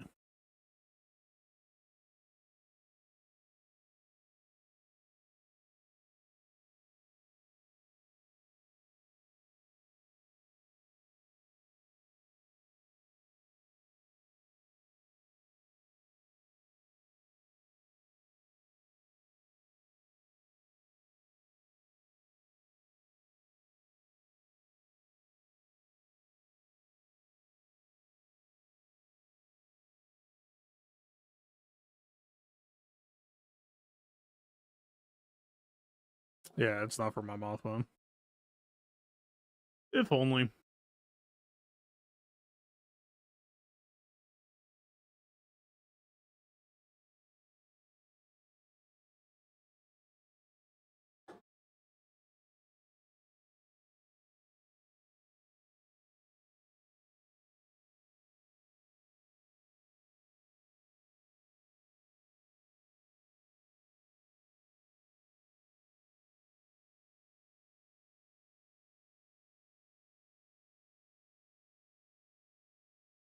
How do I count to 15? In parenthesis and not hate myself.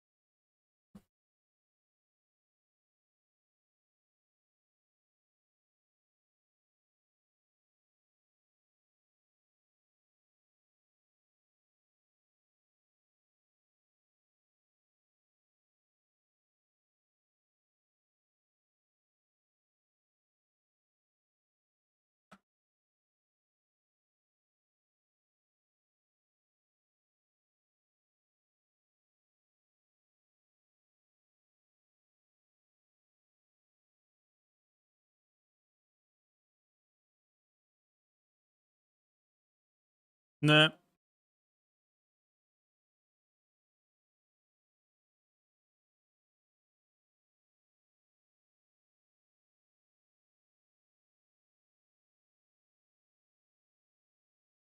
I don't know if I've ever actually used this before.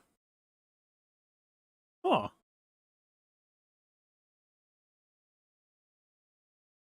Useful.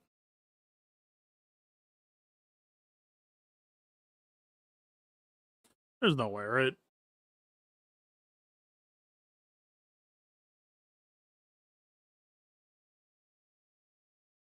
I mean, we've got 2 Ufu sets right now, but I doubt either of them are really...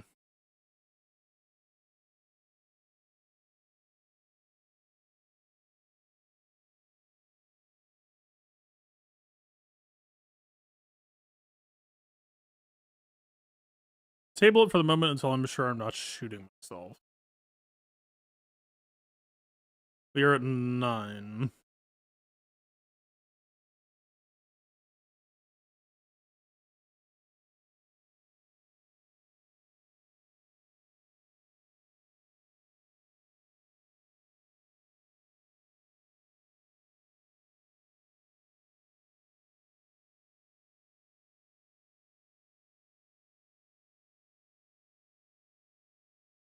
I don't think it's either of these.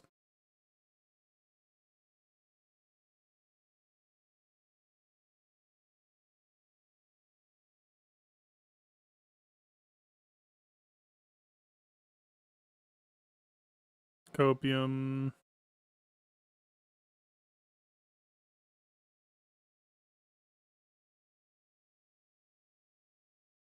I'll just put him up until someone else pops up to convince me to take him down.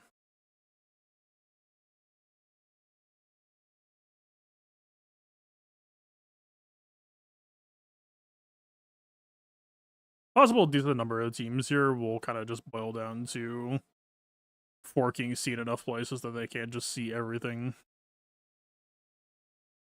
Oh, you. Hi.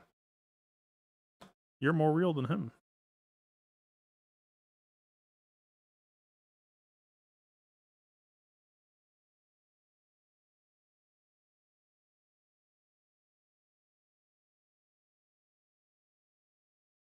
You're in.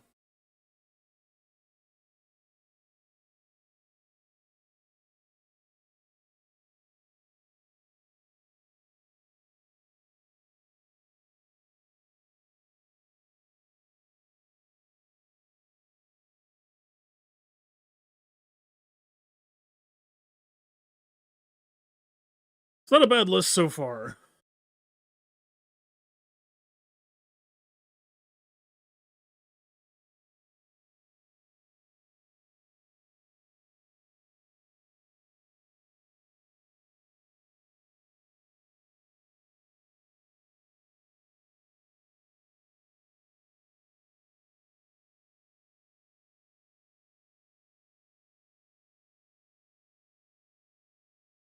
I think if I'm being honest with myself, there's very little reason to post DTMG or Malgus. The only hope for posting Malgus would be to punish JCal use elsewhere.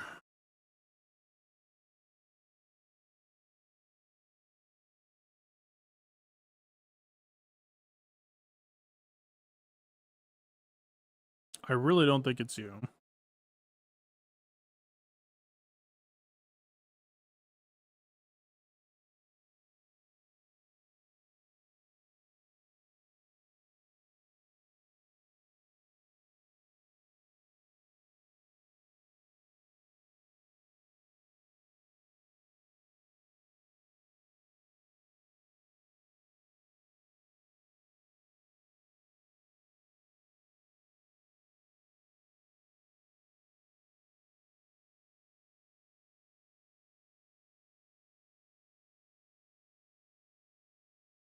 I need to remember that there's Darkside TM going on right now. I'm not thinking in that respect.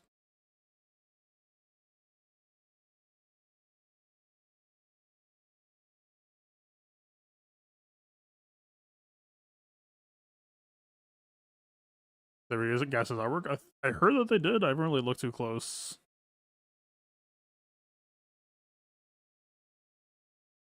He's got more of a tan.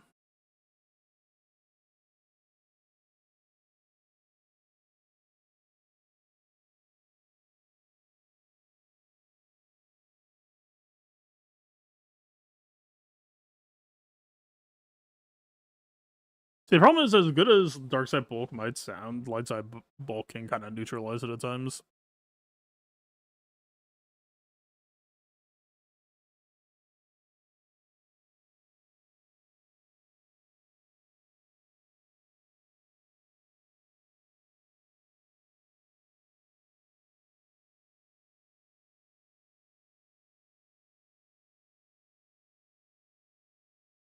CLS. I think CLS will still get beaten by the usual suspects.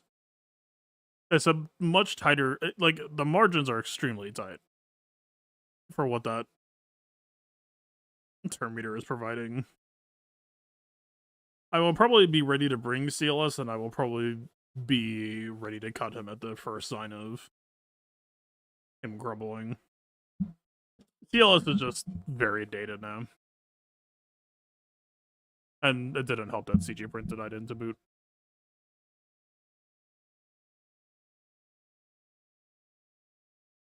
Like, I'd probably feel more comfortable posting some shit like Radis.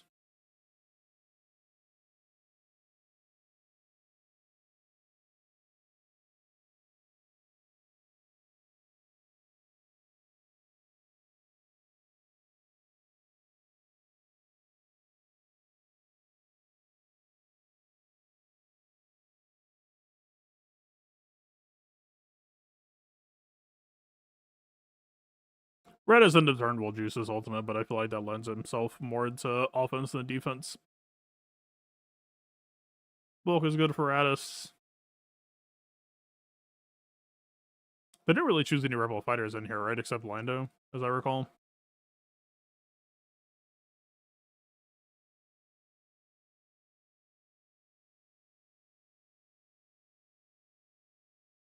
But 3v3 also nursed.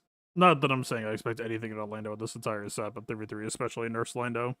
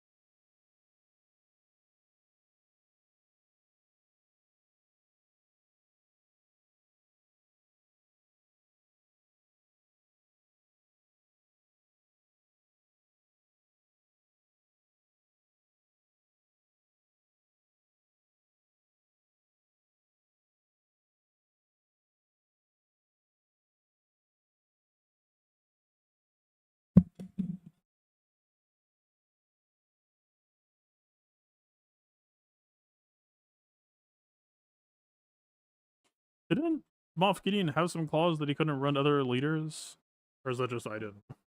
Maybe DTMG.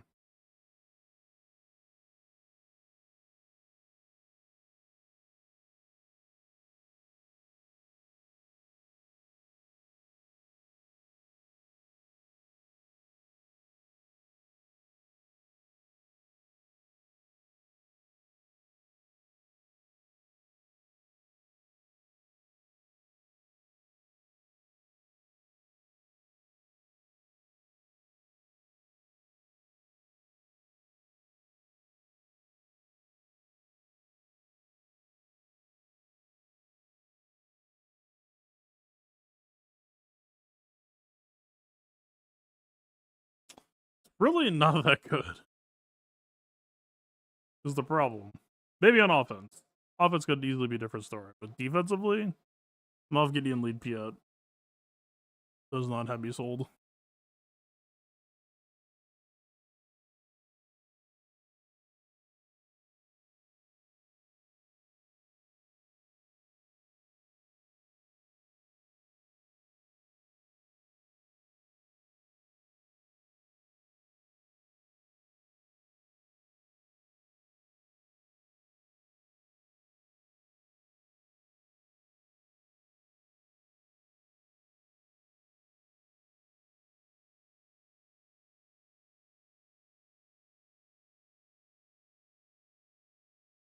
It wasn't SLK, which I kind of doubt it.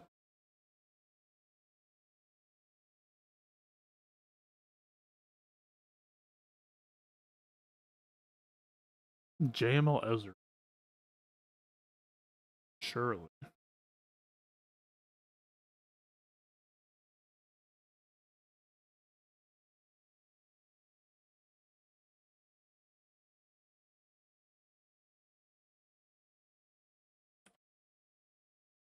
Can I do question marks? Oh man.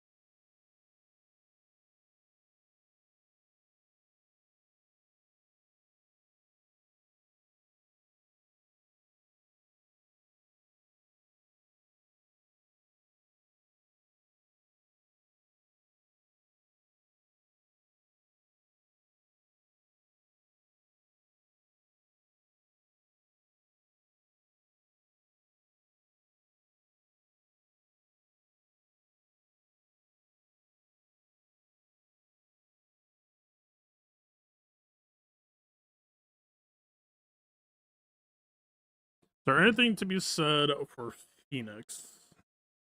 Kind of just the Ripple faction tag hits a lot. It's true.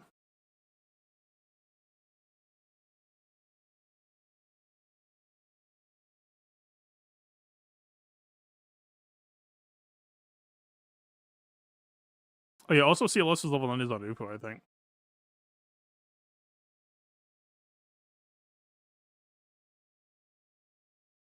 Is this best leaders in the game? No, I'm trying to count to 15 for a 3v3 and defense posting. I'm trying to count to 15 real teams that I will not feel ashamed for having in defense. Gas has done me well enough in the past. He doesn't really deserve to be on that list, but he's kind of the floor.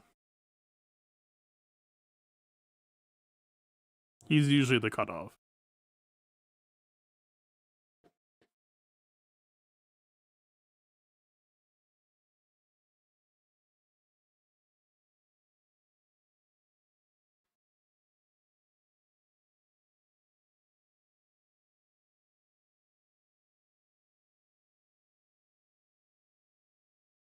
Are there even 15 that deserve it? In previous 3v3 seasons, the answer has usually been yes. I am not positive for this season, but I'm decently close.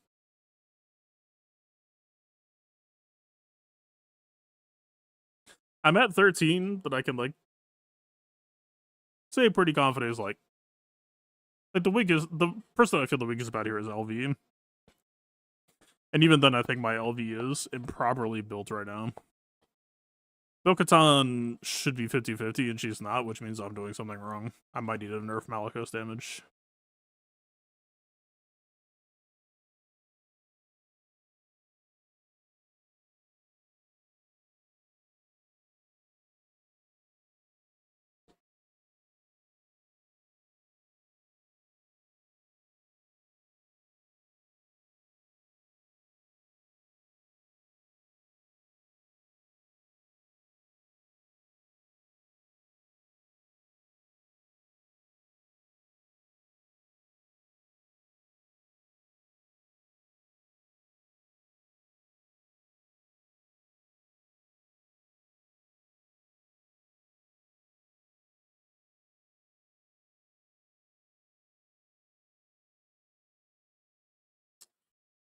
It's okay with Crit Avoid is kind of funny, at least for JKL purposes.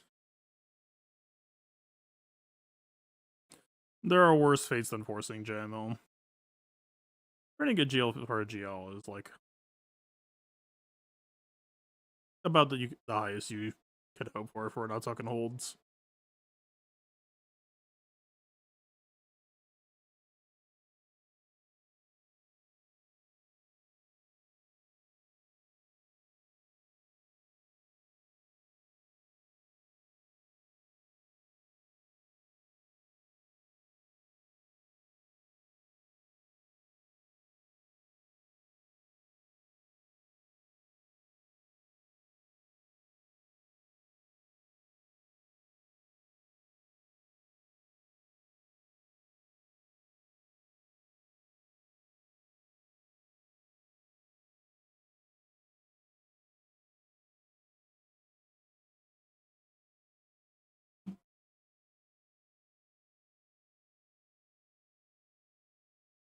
Why does it feel like Darkseid doesn't actually make the... By the way, I forget. Can we multi-filter? Is that a fever dream?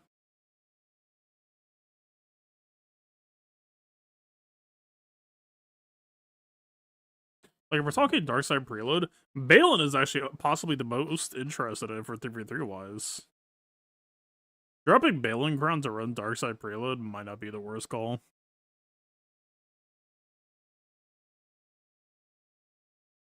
Or, like, in the past, he'd be like, oh shit, Darth Revan, or whatever, but I feel like JKL probably just... Or not JKL. Well, maybe JKL too, but JKL especially. Is Darkseid preload with Bane ever funny?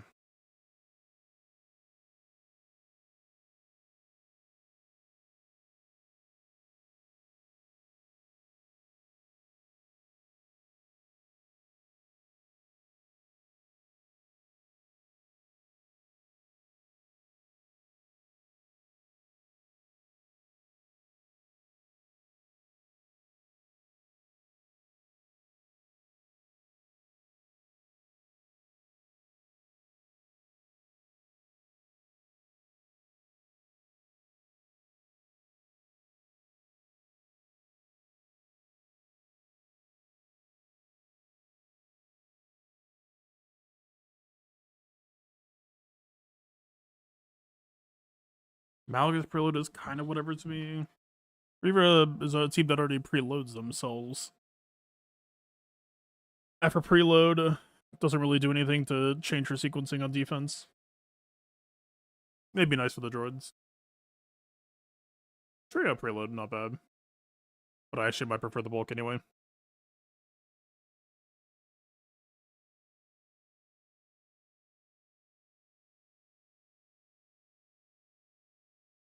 Starkiller preload might be kind of funny, I guess.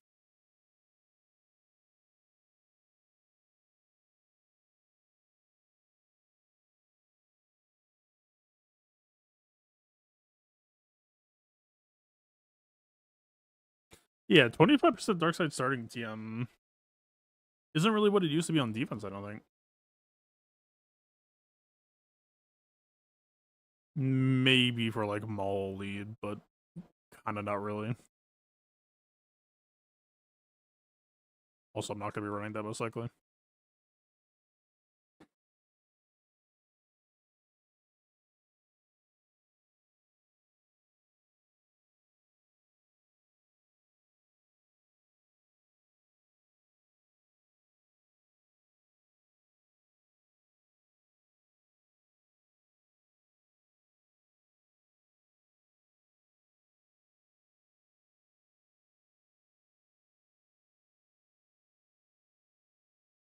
Oh, yeah, maybe for Great Mothers. Although, again, Great Mothers also might just prioritize bulk more.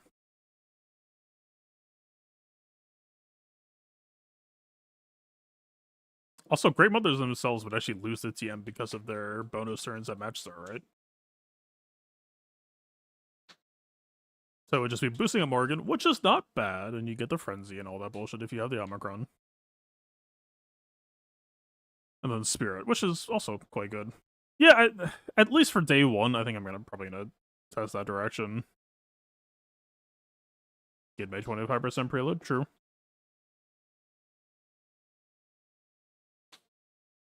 Yeah, true.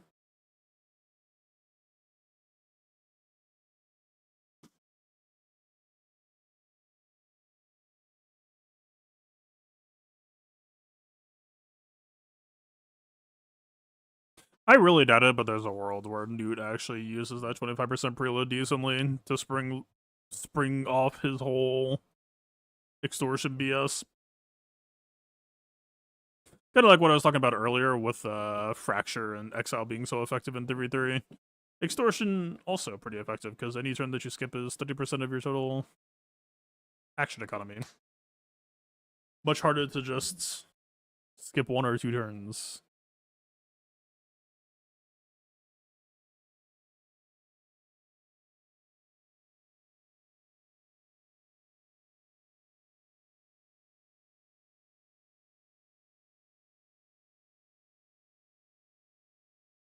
I think it's just kind of a sign that the game has evolved, that I think bulk is a comfier blanket these days than TM aggression. A little bit easier to outlast the storm.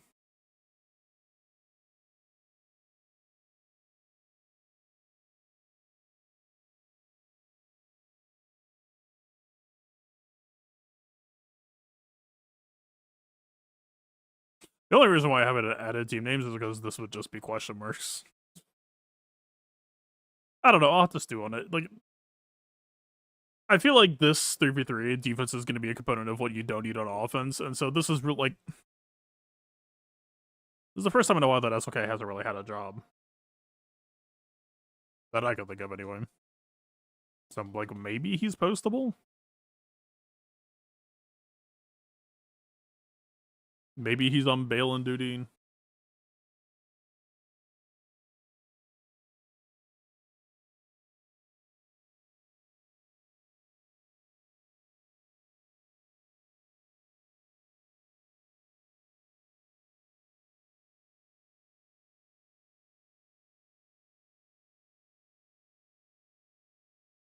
These two almost certainly should not go. Maybe it'll just be like gassing onions.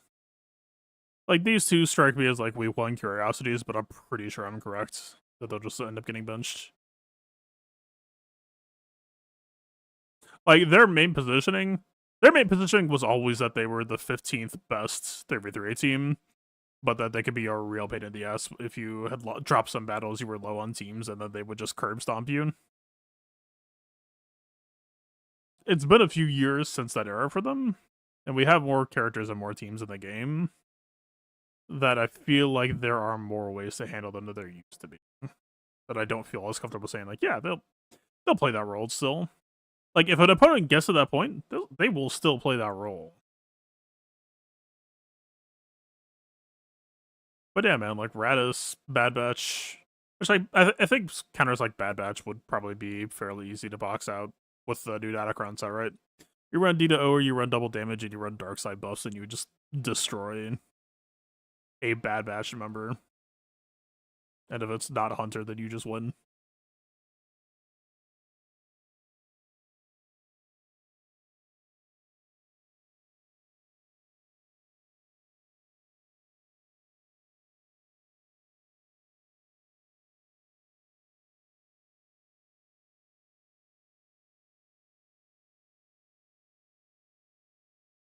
I don't know DTMG with the zombie troopers is anything, but I still kind of doubt that as well.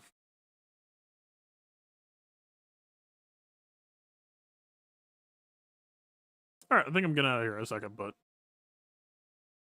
first, I'm gonna try that Razor GK thing again. I'd be way more likely to just do like Ray Watt L3, I think.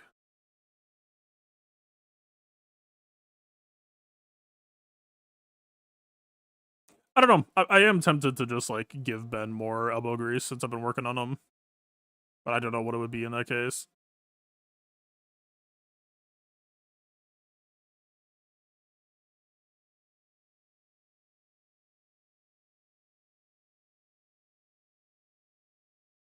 Now that's a mod.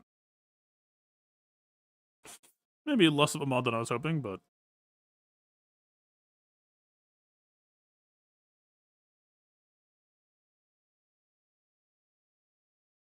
her chance potency, low protection.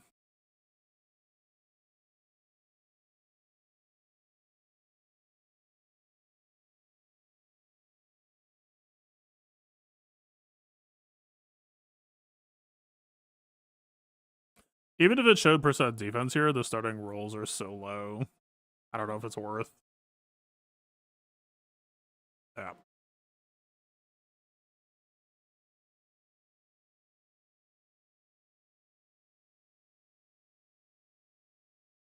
Alright. I think I'm out of here. This is, I'm glad we did this though, because this is kind of put the next 2 weeks in context for me, and I'm kind of just gonna be chewing on this until then. I hope there are interesting answers.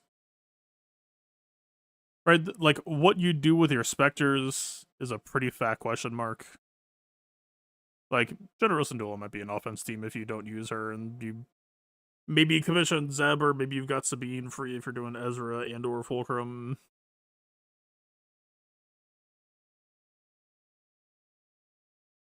It's really just a question of cooking.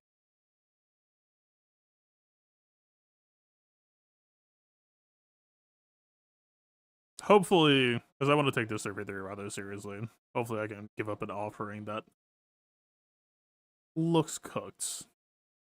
Well done.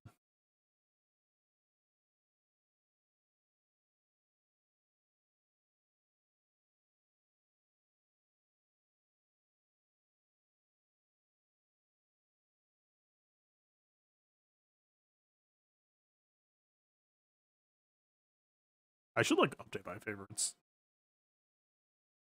I mean, people unfavorited that should be, and I've seen people favorited who have fallen the fuck off.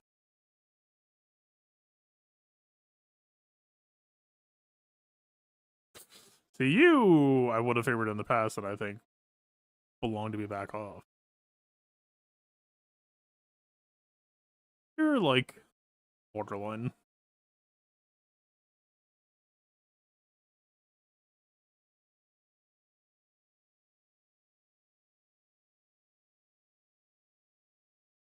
I'd say it's about correct.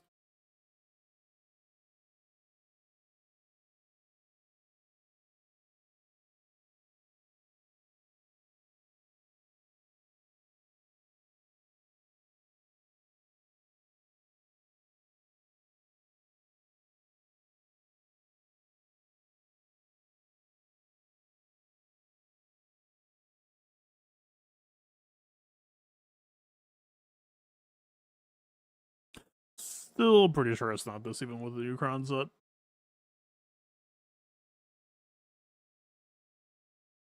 It just sounds like I did food.